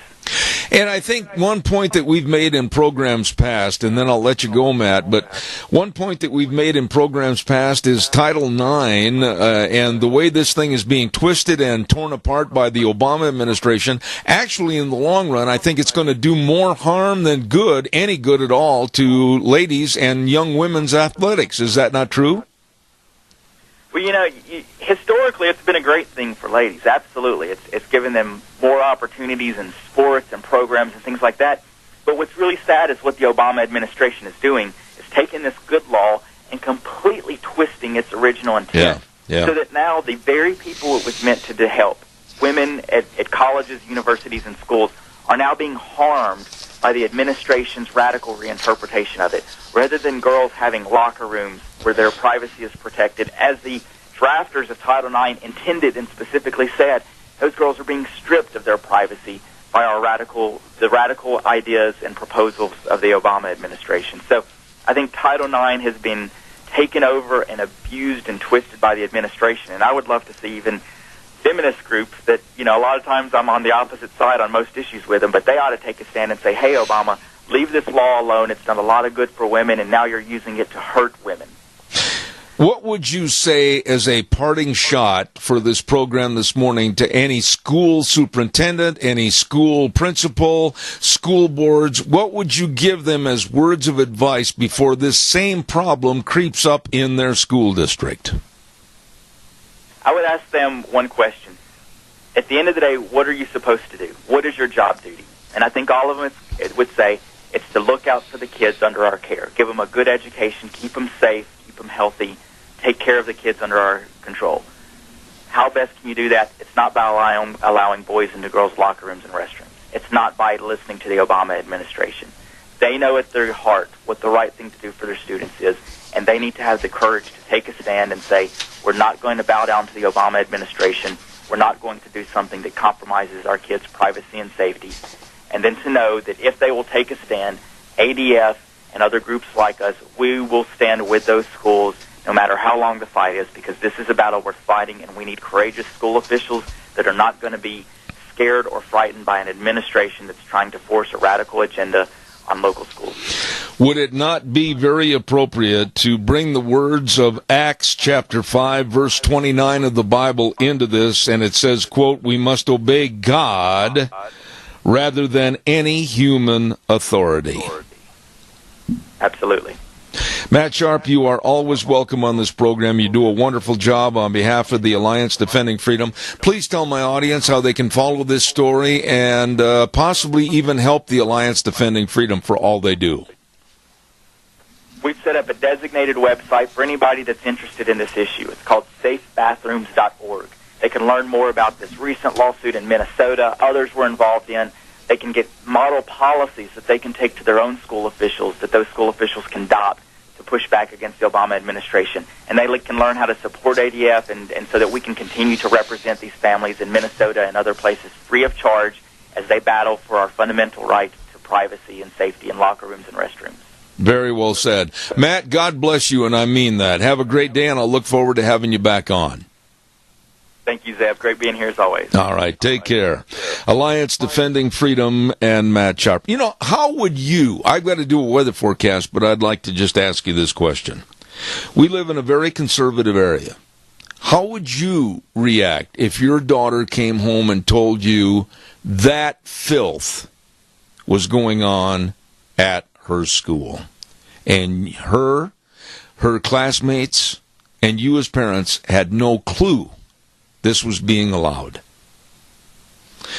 Time for the weather, and I want to say thank you to some very important people, and they are important because they should be your CPAs. Pope Phillips, Oaks, Goodwin, and Company. Curtis Pope, Todd Phillips, Rob Oaks, Mitch Goodwin, Heather Daly, and Lyden Crane. Good guy right there. All of them are really good people that know taxes. They know accounting. They know tax return preparation. They know all about tax planning. They know all about retirement planning. What are you waiting for? Get a hold of them. Make an appointment today. 2 locations, 1710 Overland in Burley and 625th Street in Rupert.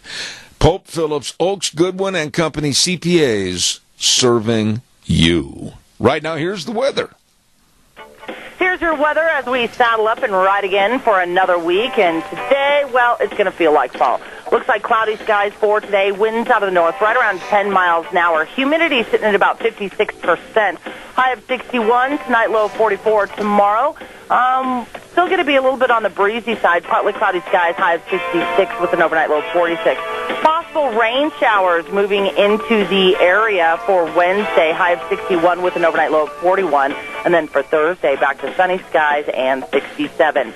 Yesterday's high was 78. The overnight low was 44. That is your weather for Zeb at the Ranch. Well done, Gina. Thank you. Brought to you this hour by Pope Phillips, Oaks, Goodwin, and Company CPAs. And I'm very proud and honored to have them on the program. They are the best. And you can have them working for you with locations in Burley and Rupert. Pope Phillips, Oaks, Goodwin, and Company CPAs. You get a hold of them today.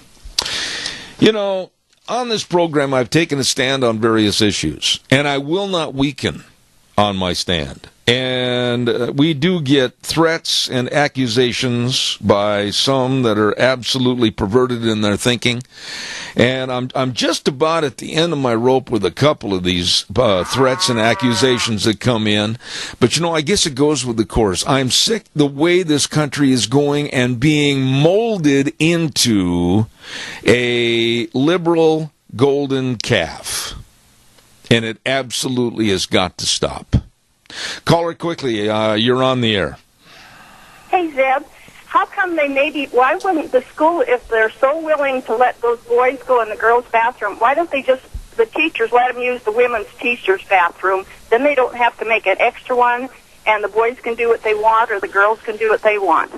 And that way they don't have to interfere with those young girls. But they're not satisfied with that. They want what they call fair and equitable allowance to use any facility they want. They feel discriminated against. They have filed suit against any idea like that, and they want, under Title IX, which is an absolute ridiculous lawsuit, but it's winning so far, they want to have the equal access without having special needs provided for them. This is the lunacy of this whole thing. I understand that part, but it just makes my hair curl extra kinky thinking about it. What would you do? If there was some way we can get through that knotted hair of Obama.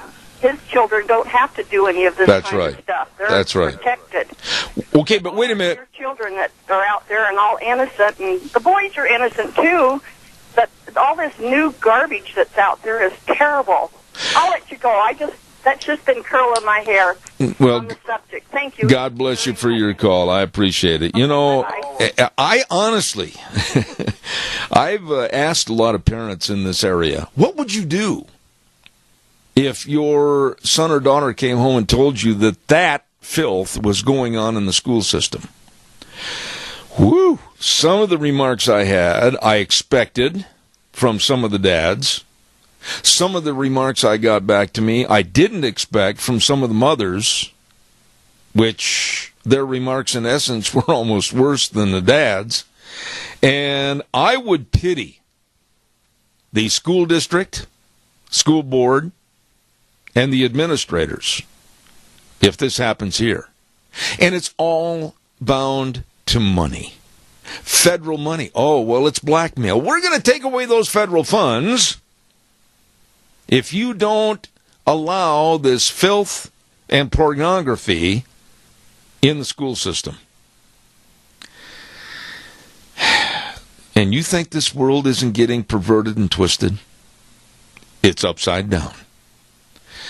Coming up next hour, I am so blessed to have a gentleman by the name of Donald Castellucci. Maybe that name sounds familiar. It should. He is the town supervisor of Owego, New York, and he's the man that said, no, our plaque for 911 will stay the same, and it will remain saying 19 Islamic terrorists, and we're not going to have our arms twisted and told that it has to come down.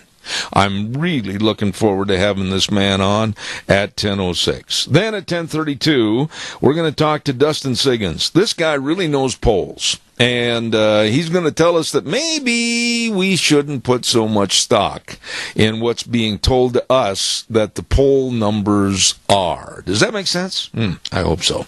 All of this and more coming up in the next hour. Zeb at the Ranch. Thanks, Wheels. We're going to take off right now for about 6 minutes. Here's the news from CBS.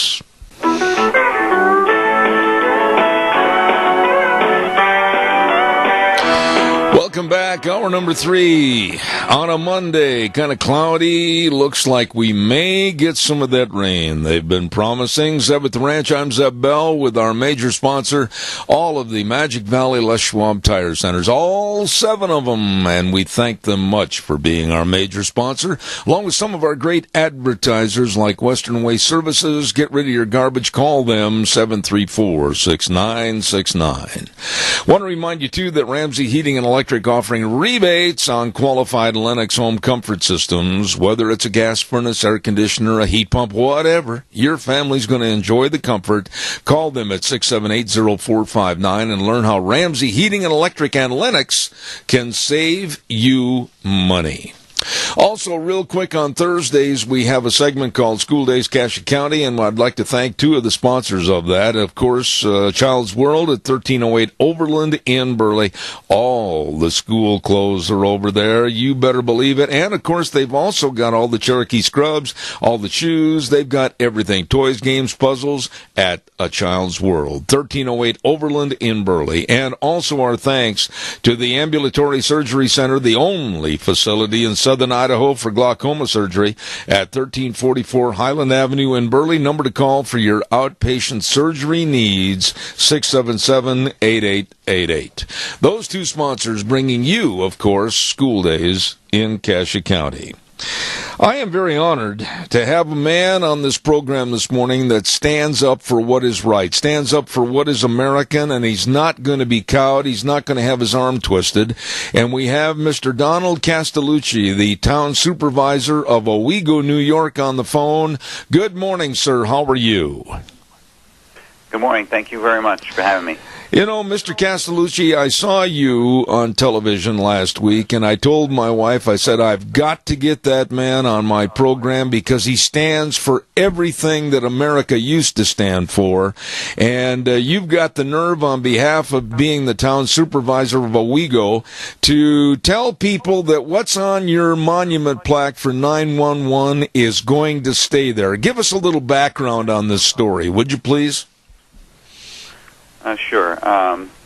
We started doing this memorial planning stages early in the year. I had found out about a program that they could get World Trade Center artifacts, and you could use them into memorials and things like that. So we applied for it, and we wound up getting it. And once we were notified, we went into the planning stage of coming up with a memorial. I went to our engineer, the construction people, and they came up with this very comprehensive plan, and it really turned out well. And basically it has the flagpole in the back. We have two blue lights that come on at night to represent the towers. And in front of that we have two path train rails that was the subway underneath the World Trade Center. Wow. And they elevated up. And in front of that we have a narrative wall, and in front of that is about a 10-foot half granite, half concrete mosaic, and it's in a circle pattern. It's got the eastern seaboard engraved in granite, and in that granite it has each flight path, where it started in which state and where it landed, or crashed, I should say. And then on top of that is a patriotic flag design that's engraved into that. And beyond the memorial, we have three trees planted. One is the state tree of Virginia, the state tree of New York, and the state tree of Pennsylvania. And we're going to have a plaque under them. We didn't quite get to that yet. Oh, wow. The biggest part of the day was there was an Appalachian resident, which is part of the town of Owego, that we dedicated a bench to this young man. His family came in from out your way, Arizona, and Connecticut, and they were all there. We unveiled the bench, dedicated to him. And that was the intent of this memorial, was to honor and remember the 3,000 people that died, the people that went in and gave up their life to help others, and to memorialize our local resident. Well, then, in some of the narrative, I had started the narrative on the wall on September 11th, 2001, 19 Islamic terrorists boarded airplanes in eastern airports, and just went on to give a little description.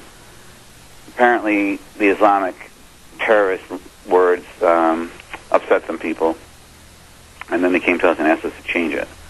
Had some dialogue, explained that at the end of the day, we were not going to change it, and then all of a sudden the story went national. Okay, here we are. From that juncture forward, Mr. Castellucci, were there strong languages used to you and your town board change this or else? This group called the Islamic Organization of the Southern Tier. Who are these people and what do they represent? Well, here's where some of the confusion is coming in. When it started, we were contacted by a group called the Children of Abraham, and it's an interfaith group of different faiths, Jewish, Christian, Muslim, and they meet and they're trying to promote peace. They're very respectful people, the ones I've dealt with. I've seen no one there that's been disrespectful. When I was at the park one day last week, talking to the contractor, one of our local news agents came up and was taking a video. So then all of a sudden they said, "Do you mind doing an interview?" And he had no idea I was going to be there, so when he said that, I was assuming that maybe it was going to be about this controversy. I got on the TV. I told him what I thought, which was, I don't live in a politically correct world. I guess this is around the country now. I live in a historical fact world, and we feel that we cited the description correctly, and we weren't going to change it. That particular news story was quoted on the TV as saying they were contacted by a spokesman for this Islamic group. According to everyone here now, they say it wasn't them. It was this Children of Abraham, and they didn't go to the media, so somebody somewhere is miscommunicating. I see. That's how it got to be this other group. I don't know. They've never contacted me. I've only been in contact with the Children of Abraham group. So I don't know much about them, to be honest. You got to understand, we're not we're a mid-sized upstate community. We're not small, but we're not big, and there's not a lot of Islamic controversies here. There's a lot of people that come here from their doctors and things like that. So we don't have that type of big city back and forth like you would say. No one's been rude to me. I've had hundreds of calls across the country, emails. I've had 4 calls, 2 change it. Every other call has been to leave it alone. And I'd say 1 call was very rude. The rest of them have been, respectful. What about the community itself, Mr. Castellucci? Have they all kind of bonded together behind this memorial? And the fact that yesterday was 9/11, what was the response at the memorial yesterday? It was actually overwhelming. I could tell you that I originally planned we might have 200 people. We were well over 500, maybe more. Wow. People came from all over different, both counties, a couple of different counties here. It wound up being done correctly, and the people were respectful. There were a couple of protesters, but we had the Patriot Guard there, and that ended that in a hurry. So, and there was 4 protesters that I could see, maybe. 3 of them were very, quiet, respectful. They held some signs. They didn't do anything. One person at the end decided he was going to make a name for himself, and the Patriot Guard was around them in 30 seconds or less, and there was no incident. And other than that, the day was flawless. Let me ask you this question. We live in a time where people want to whitewash our history, and they want to basically put it in a box and lock it in a closet someplace. I'm on the other side of that issue. I say that we need to remember exactly what the truth was, and we need to tell everyone, all the generations that are coming on, that the planes hit the towers, it was Islamic terrorists, and Americans stood hand in hand to try to come together as a nation to fight this. Wouldn't you agree with me? 100%, and I think most of America agrees with you. Unfortunately, you know how the mainstream media is. It doesn't promote that or doesn't give that side of the story, and there's no question that this would need to happen. I saw a story yesterday where they were asking the millennial generation, and they weren't born in that time frame, and they really don't know anything about it because they're not being told that in school, and that's a whole other topic, but they're not taught history. They're taught what the social engineers want them to know, and unfortunately, that's going to have a bearing unless our generation and what's left of the World War II generation don't let them know. History is going to slowly dissipate to something that's a politically correct world, and it's really going to change the face of America. Now, tell me a little bit about your town of Owego, New York. How far are you from the main city, New York City? I mean, give us a little background on the personality of your town and a little bit about how this came to be. The town is about 190 miles from New York, northwest. Its population is about 20,000. It's dropped in the last decade with the last census. Everyone's leaving New York for several reasons, but it's a very good community. Our town of Owego is a very tight-knit community. We were national news 5 years ago. We were one of the most devastated places when the flood hit and you might not know that out there, but 2011 we had a 500-year flood here. Right. But the community bounced right back. It's a conservative community. I think most of the Democrats are even, conservative Democrats, but it's been a strong Republican community for a long time in the politics side. But everyone gets along for the most part. It's a great place to bring up a family. I grew up in, actually, Jersey City, Union City, New Jersey, which is right across the river from Manhattan. Right. And I watched those Twin Towers being built as I was a kid. But when you move up here, it was a great change. We moved up here when I was 15, which is unfortunately 40 years ago. But it's a great place to live. It's a little bit combination of rural. It's a farming community, and then other places it's got like a suburban, residential type of place. And it's just a great place to live. Let me ask you this final thought, Mr. Castellucci. We saw a lot of different communities, a lot of different cities, a lot of different events yesterday, from the NFL all the way down to small towns just standing there and saluting our American flag for 9/11. What do you think about the general thoughts of 9/11? Have we lost the fervor to protect America with the liberal thought? What are your thoughts about what's happening right now in this country? I think we went from a united, angry American nationalism, and as time goes by, we're getting back to where we've been able to, not we, but people have been able to limit the emotion of it. And unless, I don't know what happens in the rest of the country, obviously, but New York obviously is not going to lose that because it was on our soil. But you seem to see a diminishing thought about it, and that's not saying that people aren't memorializing all over the country, but the everyday life you forget about it, and unfortunately, you're going to remember it again when it happens again, and it's going to happen again. You see what's happening in Europe. We're probably about 5 to 10 years behind the times for that, and it's going to start happening here because of the last decade of politics. But that's my concern: is people don't remember until the tragedy happens, and all of a sudden they remember again, and then they get all excited. It's a constant fight. It's a constant watch, and people need to know that. And unfortunately, the way they're watching things in schools and things like that, it's diminishing. And unfortunately, it's going to take another tragic event to wake everybody up. And hopefully, that won't have to happen time and time again until people realize that you got to be vigilant. You got to be involved in your politics right down to the local level.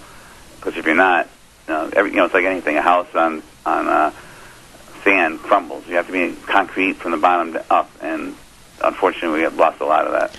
Let me just say this: our paths may never cross again, but I want to tell you how much I respect you and I salute you. You are a true American standing up for your convictions and the town of Owego, New York.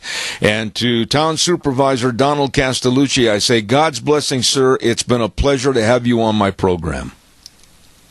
It's been an honor for me to, you didn't even pick me out of this. And let me just say one last thing. I know we have this topic that's going on, but I don't want anybody to, the memorial is done to honor and respect people that were died across the country, and in 1993 we lost 6 people. That was what it was about from the beginning. I think I made that point clear on Sunday, but I want people to know that we did this for the right reasons, and unfortunately this little hiccup came, but I think we're going to get past it now, and let's remember 9/11 for what it's supposed to be and not the politics. Absolutely. Sir, God's blessings to you, and thank you for taking your time to come on my program this morning. Honor was all mine. Thank you very much. Thank you, sir. And God bless. I mean this when I say this. Town Supervisor Donald Castellucci, I salute him, and the entire board and the city of Owego, New York, for standing up and saying, no, we're not going to change the wording. It's going to stay Islamic terrorism, and they've got the backbone and the personality to stand up and salute America and those that died on 9/11. I really do appreciate him coming on the program this morning. Thank you. And Wheels, good job getting him on the air. Thank you very, very much. Calls are welcome. I've still got some time. That's the one thing on this program I want to emphasize, and now's a good time for that. I will do my utmost to have people on this program that maybe you wouldn't get a chance to really hear an in-depth interview with them because the national news, the liberal national news, might not want to highlight certain stories. I'll do my best to get them on this show. And there with Mr. Castellucci, I say thank you very much. But there's one other person I want to thank, and that's my wife, Deanne. She put a lot of due diligence into coordinating how to get the time frame between New York and here. It was on Mr. Castellucci's lunch hour, and we had to make sure everything was all lined up and everything. And I want to say thank you to Deanne for a job well done. Thank you very much. Well, let's get back to work and have some more phone calls, if you would. Give me a jingle on the landline, 436-2244, 1-866-927-4587. Want to remind you about La Vintage Boutique. Do you know where it is? Well, I'm going to tell you. It's at 1240 Oakley Avenue in Burley. And they're open Tuesdays through Fridays, 10:30 to 5:30, Saturdays, 11 to 4. And Elizabeth Coyle is the owner, and oh, she is so proud of what she has over there. She's got all kinds of homemade items. She has all sorts of antiques and home decor items, furniture, clothing. Oh, my goodness, Christmas is around the corner. You better peek around the corner. Yep, there it is. And La Vintage Boutique is the place to go, the place to shop, the place to browse. Stop in at 1240 Oakley Avenue in Burley, La Vintage Boutique. Caller, good morning. You're on the air. Thank you. Well, good morning, Zeb. It's just me again. Hey, I wanted to make a comment. Our little grandson, Adam, was watching those videos of the 9/11 attack. He wants to get that back into school. They should teach that in school and let everybody know what these Islamic terrorists did to our country. Well, first of all, let's back up for a second. I've said that same thing on my program for years, that instead of hiding things that are history, instead of hiding people that caused the misery and the death in this country, it should be first and foremost and up front, and everybody should have access to it, not be hidden in a closet someplace.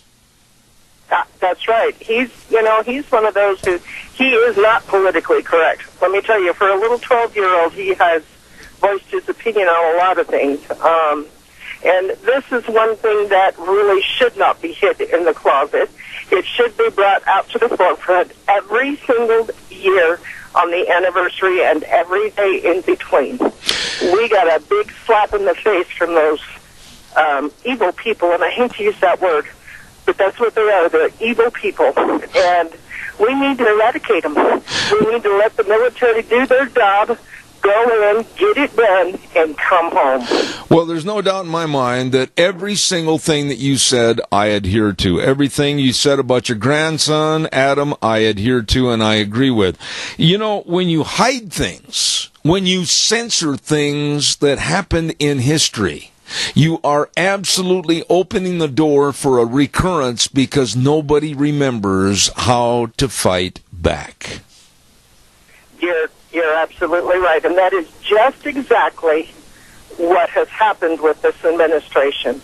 We have so many, so many Muslims in our government right now. And not all Muslims are bad, I'm not saying that. But the ones that are in our administration are the ones that are trying to destroy this country even more. You're not, if you're trying to get an argument out of me, you're not, because I'm on your side. We're wearing the same uniform. So thank you for your call as always, Donna. God bless you. You're welcome. And don't forget Carol Pettick, sir. I won't. Thank you. All right. Thank you very much. Oh, I tell you something. I watched that special the other day for 911. I'm going to get a little bubbly-eyed here. But from the first plane hitting the tower, the video that was being shot, and the people were just absolutely aghast as to what happened. A plane just hit the tower. And the questions, the concern, the running, the absolute mystery of what happened. And then the second plane, looping and coming in from the left and plowing into tower number 2. An Islamic terrorist attack. And then the following of the policemen and all the firemen running to the danger to help others. And this is where it's a little emotional for me. My son is a fireman, and I worry, as I do for all people that serve, whether they're policemen, whether they're firemen, whether they're in our armed services. They run to the problem when there's a problem, when the rest of us are trying to get away. And I think about all the firemen and the police officers that never made it out of those Twin Towers, giving their lives up trying to save others. And this is something that I don't want to see diminished. This attack was an absolute heinous attack by people that are less than human, subhumans, that all they do is get up in the morning and think about maiming, killing, and bombing people. And we should never, ever forget. We should never, ever sweep it under the carpet. Oh, that might be too rough for little Johnny and Susie to know about. Baloney. Johnny and Susie should know everything about it. And be aware. And be cognizant that it doesn't happen again. Right after the break at the bottom of the hour, we're going to have Dustin Siggins talking about polls and whether we can believe them or not. So it should be very interesting. I ask you to stay tuned for that. Quick reminder, on Thursday, we're going to be over at Ramsey Heating and Electric for our broadcast from 8:06 until 11 o'clock with the hats off to farmers and salute to our military. And before the broadcast starts, at 7 o'clock in the morning, the Rupert Veterans Memorial Group is going to be over there, George, Donna, the whole crew, and they're going to be serving biscuits and gravy for just $3 a person, and the proceeds go to the Christmas Helping Santa Fund right out in front of Ramsey Heating and Electric, coming up this Thursday the 15th. Please, I'm asking you, please support this. Come by, say howdy, and we'd love to have you there. We're going to take a little break and send it back over to Wheels at our main studio. We'll be back in about 3 minutes. And now, back to Zeb at the Ranch on AM 1230 KBAR. To reach Zeb, call 436-2244 or toll free 1-866-927-4587. And now, here is Zeb Bell. Oh, there you go. Good morning. Welcome back. And I'd like to remind you that, by the way, when you get to bed at night, does your partner snore? Is there all kinds of that? Well, listen, at Lee's Furniture, Floors, and More, they've got the Beauty Rest Smart Motion Base powered by Sleep Tracker. The snore button automatically adjusts the bed to reduce snoring. Oh, okay, I got to be careful what I say. Anyway, if you're tired of your partner snoring, you can kind of click that button a little bit, elevate the bed or decrease it. You know what? This is great news. Check it out at Lee's Furniture, Floors, and More at 459 Overland and Burley. And no more. Take care of it. Check it out. And check it out at Lee's Furniture, Floors, and More today. One must be very careful what he says. Okay, right now let's go to the phone line, and I've had this gentleman on the program in the past, and I'm looking forward to having him talk about polling. Dustin Siggins writes for The Stream, and here he is. Good morning, Dustin. How are you? Hey, sir, I'm doing well. Yourself? Not too bad. I got a question for you. Your piece, I was just handed this information just moments ago. I haven't had a chance to review everything on it, but there seems to be a gazillion polls, and I know that's kind of elaborating on it, but wow, who do you believe? What don't you believe? Some of the polls now say that Trump's ahead. Some of the polls say that he's still way behind. Some of the polls say this and that and the other thing. What is with all these polls? So a lot of it boils down to how they ask the questions, but also more, as importantly, perhaps. Again, I'm not a professional pollster, so I don't want to necessarily put everything into specific relative values. But it is very important to look at how they polled the different demographics that are considered, important for votes. Obviously, we're all human beings and we're all Americans, right? So that's the big demographic. And then inside of that, you have blacks, you have whites, you have poor whites, you have rich whites, you have married people, unmarried people. You have all these different ways that professional political people break down people so we're no longer Americans, right? And so you can decide, who supports, which candidate, things like this. If you look at the CNN poll from about a week ago, CNN had Trump 2 points up in a head-to-head with the VP candidates included, and 1 point ahead in a head-to-head with Clinton. But that's because they decided that lower-educated white voters would come out much more strongly and come out in greater numbers than they did in 2012. MSNBC disagreed and did the same poll with the 2012 voting demographics, in terms of minorities, men, and whoever voted, and found that Clinton would be ahead. So what you're about my 6th radio show discussing this, what I've kind of come to realize is that even for professional political people, the polls are just out there all the time. There's so many. How do you decide what's the important values to look at? So what I've started doing is looking at the Real Clear Politics average and the Huffington Post poll tracker. Two different but respected ways to look at the numbers. And that way, instead of getting overwhelmed, we can certainly allow the people who are respected professionals to give us insights rather than trying to, play expert as I'm doing right now on the phone with you. Dustin, I can tell you put a lot of time and effort into this story, and I appreciate this story, but I guess logistically, why can't there be a poll that just says, Mr. Siggins, who are you voting for in November? End of story. Take the data, write it down, and have it that way. Well, they do, but here's the question. If you ask somebody, and I'd be like, I can pull up a poll and, there's a half a dozen, several released every day. I can go look up the exact way they ask it. But a lot of times they ask the question, if the election were held today, would you vote for Hillary Clinton or Donald Trump? And people say, this is how I would vote. So that's the question that gets asked. But what they do is they break it down to say, all right, this is your answer. Are you a male? Well, yes or no. Are you, do you make more than this amount of money?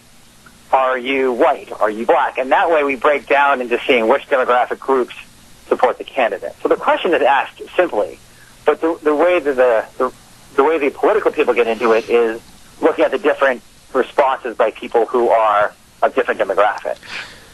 Can polls be so misleading that they can absolutely lead the public to a candidate even though they don't like the candidate? Well, and that's the question, right? How do you ask the question? If you say to somebody, and I don't have an example off the top of my head, though, if you were to say to the public, do you support letting men into women's restrooms? I'm sure most people would say no. But if you say, do you believe that people who are transgendered should be allowed to use the restroom of their choice? Well, of course we do. We don't want to discriminate.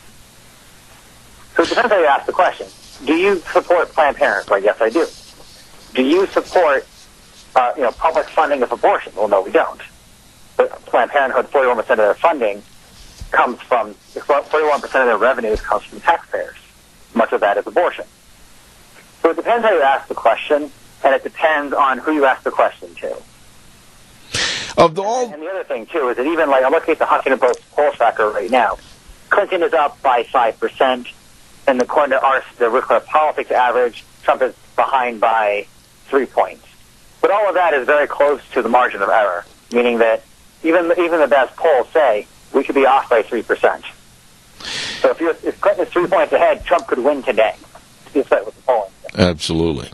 Now, with these, why, by the way, it's annoying to me as a political reporter that so much of the media is focused on every individual poll and not looking at the other issues facing the country. You know, you really bring up a good point there that the rest of the issues, as you put it just a moment ago, have been swept under the rug or have been backed off into a broom closet because of this election, because of the problems with the two candidates, health problems, etc. And the American public, I think, is really not being fed the news as it should be reported on during this political season. That being said, what polls stand out to you to be the most reputable? I mean, everybody's got a poll, but if you and I and everybody in my audience is concerned about what's going on and want to really understand polls, which ones are the best? You know, I unfortunately, I do not have the ability to speak to that authoritatively because I try to focus more on the issues actually than the polls. These two articles that I wrote for the stream were kind of a little bit outside of my normal wheelhouse. What I prefer to do is actually look at, as I said earlier, Real Clear Politics and Huffington Post Poll Tracker. Because these are organizations, you know, Real Clear Politics is straight down the middle, though some of their commentators lean right, and Huffington Post is obviously liberal. So this is two respectable organizations in terms of their polling and their polling analysis that we can hopefully, you know, say, look, these people are experts, they're respected. You know, I hate to make an appeal to authority, but I think they also have good methodology. Therefore, we can rely on them to do their daily poll analysis. So, for example, every morning over breakfast, if your listeners, instead of trying to dig into the polls themselves, simply go to realfairpolitics.com or Huffington Post their tracker over breakfast and go, oh, this is what the new polling data shows today. Because Huffington Post and RCP don't take every poll. They take the ones that they believe are most relevant. So they don't just take every poll that's out there. They say, all right, these are the polls that we believe should be considered, you know, taken seriously and included in our averages and our data. Dustin, let me ask you this question, and I don't understand exactly the mechanizations of polling, but what do? Do they sit down like with the Rasmussen or the other polling companies, CNN, etc.? How do they pick and determine an area or a certain number that they're going to call? I mean, how do they set up a poll? There's a lot of different things that they do. Generally, the minimum number of people polled is 500. I'm actually looking at the Real Clear Politics average right now through yesterday. And of the sample sizes that were polled, the minimum was 642 people, likely voters.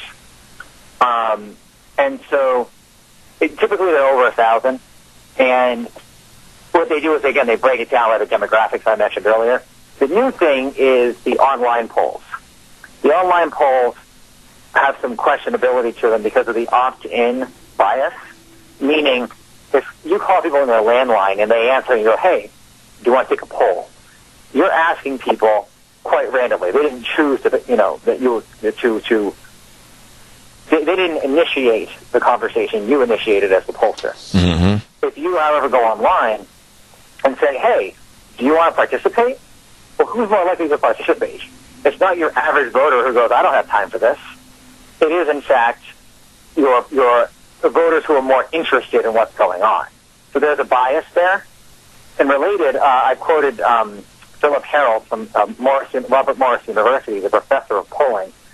And what he pointed out is that Clinton voters tend to be, well, more white collar. They tend to sit at computers for work, whereas Trump's voters are often more blue collar and therefore aren't sitting around a computer as keyboard warriors taking polls. Mm-hmm. So there could be a bias for any online. Could be. Again, I can't say with any authority. Does that make sense? I know I'm kind of digging into the weeds a bit here. No, it makes a lot of sense. And I know that I was just curious how they select an area. Now, are they talking primarily the Eastern Seaboard on a lot of these calls? Because I've talked usually it's nationally. Usually they're national polls. So the NBC News SurveyMonkey poll came out about a week ago, looked at 32,000 people across all the states. So they didn't just do a national poll.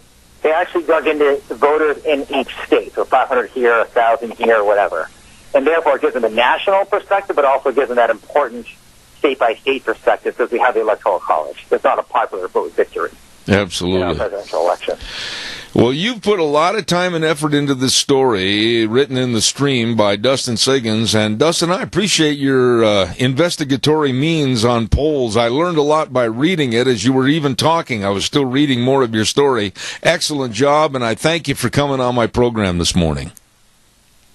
Thanks for having me, sir. Very much so. Thank you. Dustin Siggins with the stream, and he was talking all about different... I have never... ever been called, who's been called out in the audience? Let me know if you've been asked to conduct or be a part of a poll for a presidential election. I never have been called. Never once. And I'm an old man, 68 years old, never had a call. I feel really left out. No, I don't really, because I don't like to sit still and just talk about things like that on the phone. Anyway, give me a call, 436-2244, 1-866-927-4587. For once, I'm right on time, Wheels. It is time for the weather, brought to everyone by Scarrows Meats, 331 North Road, Jerome. The telephone number to call, 324-7657. They are changing the way we eat, one delicious bite at a time. They are your hometown meat cutter over in Jerome and for the Magic Valley and custom meat processor for over 20 years, Scarrows Meats. Okay? Right now, here's Gina with the weather. Here's your weather as we saddle up and ride again for another week. And today, well, it's going to feel like fall. Looks like cloudy skies for today. Winds out of the north right around 10 miles an hour. Humidity sitting at about 56%. High of 61. Tonight, low 44. Tomorrow, still going to be a little bit on the breezy side. Partly cloudy skies. High of 66 with an overnight low of 46. Possible rain showers moving into the area for Wednesday. High of 61 with an overnight low of 41. And then for Thursday, back to sunny skies and 67. Yesterday's high was 78. The overnight low was 44. That is your weather for Zeb at the Ranch. Very well done, Gina. Thank you. And the weather brought to you this hour by Scarrows Meats, 331 North Road, Jerome, 324-7657. Changing the way we eat, one delicious bite at a time. I'm really concerned about you and me and our neighbors, etc. The other day in the paper, I was reading the story about these burglaries that are taking place around the area, and all the homes, all the businesses that are being broken into, and it seems like almost a team of burglars.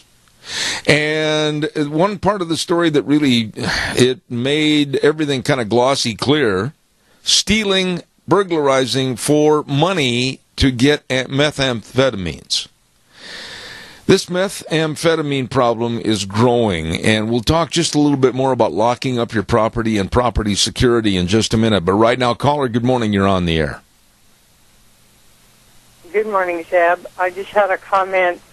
I have never, ever received any call on a poll. Nobody that I know or in my family has. And I'm thinking after the millions of people in this country, and they're going by hundreds or thousands for polls only, I mean, that doesn't represent all the people.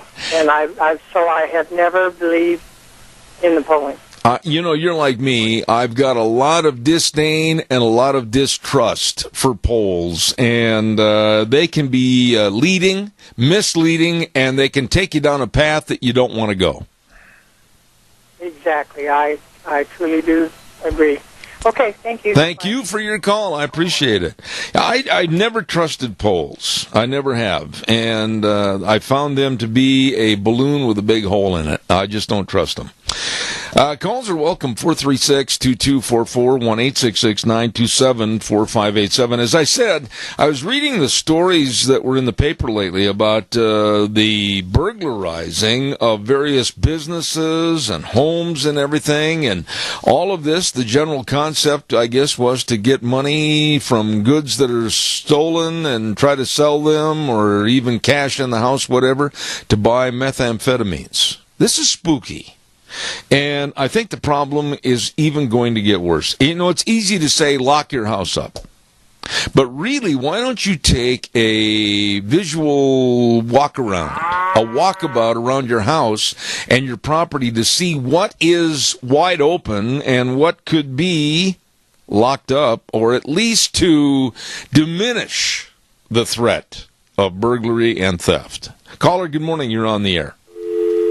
And Wheels, they are someplace out in the universe. There's their dial tone. Give me a call, 436-2244, 1-866-927-4587. I'm a big proponent of doing any and all you can to insure your property. Not just insure with insurance, but to insure it with locking it up, guard dogs, of course, other means. Yes, and I'm talking about home security. Yes, and I'm talking about ownership of a weapon. The way things are in this world today, and the way some people have to steal to support a habit, in this case, methamphetamines, some of these people will do almost anything to get that money and or goods to support it. And one cannot be more than careful enough. Neighbors helping neighbors right now, I think, is the key. Caller, good morning. You're on the air. Good morning, sir. Yes, sir. Hey, on your poll deal, some recent history about polls. Look at Brexit. How the polls were showing that they weren't going to do it. I mean, it was such a big number, and look what happened. Yeah. Explain exactly to the audience what you're talking about, Doug. Well, Britain, when they voted to get out of the euro. You know, and it led people, the Brexit deal, to leave the European Union. It led people to believe that there was no chance, but yet the groundswell of support led that to a departure. Yeah, and it caught a lot of those political peoples with their foot in their mouth going, what the heck happened? Yeah. Yeah, so that's what I believe in a poll. Well, and let's go back to 2008. Let's go back to 2008 with Barack Obama running for the presidency, and the media and the polling agencies, why they were falling all over themselves, love fest for Obama. And are you going to sit there and tell me, not you personally, but the audience, anybody going to tell me that that wasn't so slovenly against everybody else and so supportive of Obama? Those polls, in my opinion, were absolutely just reeking of non-truths. I don't believe polls, and I never will. I don't either. In fact, there's one I heard here a while back. They was talking about a poll, and they called, I think 80% of the people they called were Democrats, and it showed Hillary just barely leading. Yeah. So, I mean, they can pick and choose who they want, and I have never been called. And I'm not as old as you, but almost. Well, that's saying a lot. No, I'll tell you something. I've never been asked to give a poll information. I don't think Deanne has either. And when I asked Dustin Siggins the question about regions, do you really think, honestly, that they would care about the Intermountain region, which is notoriously very conservative? I really don't think they care. That's why they don't call here, because they know what answer they're going to get unless they call Sun Valley. Yeah. Oh, yeah. I agree with that. Anyway. And then these robberies going on, like you say, take stock what you got around your house. I know I'm guilty of it occasionally. But we live in a very, very good community. I remember growing up, my parents, we went on vacation, and we never locked the door to the house. Yeah, but Doug, very well. Doug, you will know and you will appreciate, and I think you'll agree, that those times are long gone. Those times of trust are long gone. With the advent of drugs, drug abuse, and absolutely devoting your life to getting the money to buy more drugs, nothing is sacred anymore. I know it, and it's sad. The kids nowadays will have no idea what it was like to grow up and be able to your parents told you, you go outside and play, and you come home when it's dark. Yeah. And not worry. I mean, yes, we had thugs out there at that time, but 99.9% of the people were on the up and up. We were a nation, back when I was growing up, a nation of people that trusted each other. We were a nation of people that called each other and said, hey, by the way, you left this going, I'll go over and shut it off for you, or something like that. And now we're a nation that we have to be. We have to be very distrusting because we don't know what the other fellow wants or what the other fellow's going to do. Because evil is taking root, and the only way it's going to succeed is if good people do nothing. Amen. Doug, appreciate your comments as always. Thank you, my friend. You bet. Thank you. Well stated. Hey, I want to remind you about our major sponsor, your Magic Valley Les Schwab Tire Centers. Every time I work with these people, every time I go into the different locations, every time I talk to these folks, they're the professionals. They really care about making sure that you have the best of tires. They're really careful about making sure you have the best of brake service and front end alignments and shocks and struts and batteries. They really care. And their service is number one. Number one, they really come at a high lope to serve you. And right now they're having a fall tire sale. Many of their top type tires are on sale for your cars, your pickups, your SUVs. Whoa, you better get in there and check it out right now. All 7 locations, Lane and Rupert, Dave on Blue Lakes and Twin, Mike and Buell, Mike and Jerome, Twist Family and Paul, Daniel on Poline in Twin Falls, and my buddy Randy on Overland in Burley. Your Magic Valley Les Schwab Tire Centers. You stop in and see them today. What have we got cooking for tomorrow? That's a doggone good question. I know we're going to have Joel Heward on the program with us, and I know that we're going to have Ray Bagby on the program with us talking about the old wagons on Dr. History. And then I've got 2 other guests that I haven't got a clue as to whether or not they're going to be able to come on the program or not. So tomorrow's kind of a potpourri and a guessing game, so we'll see who shows up.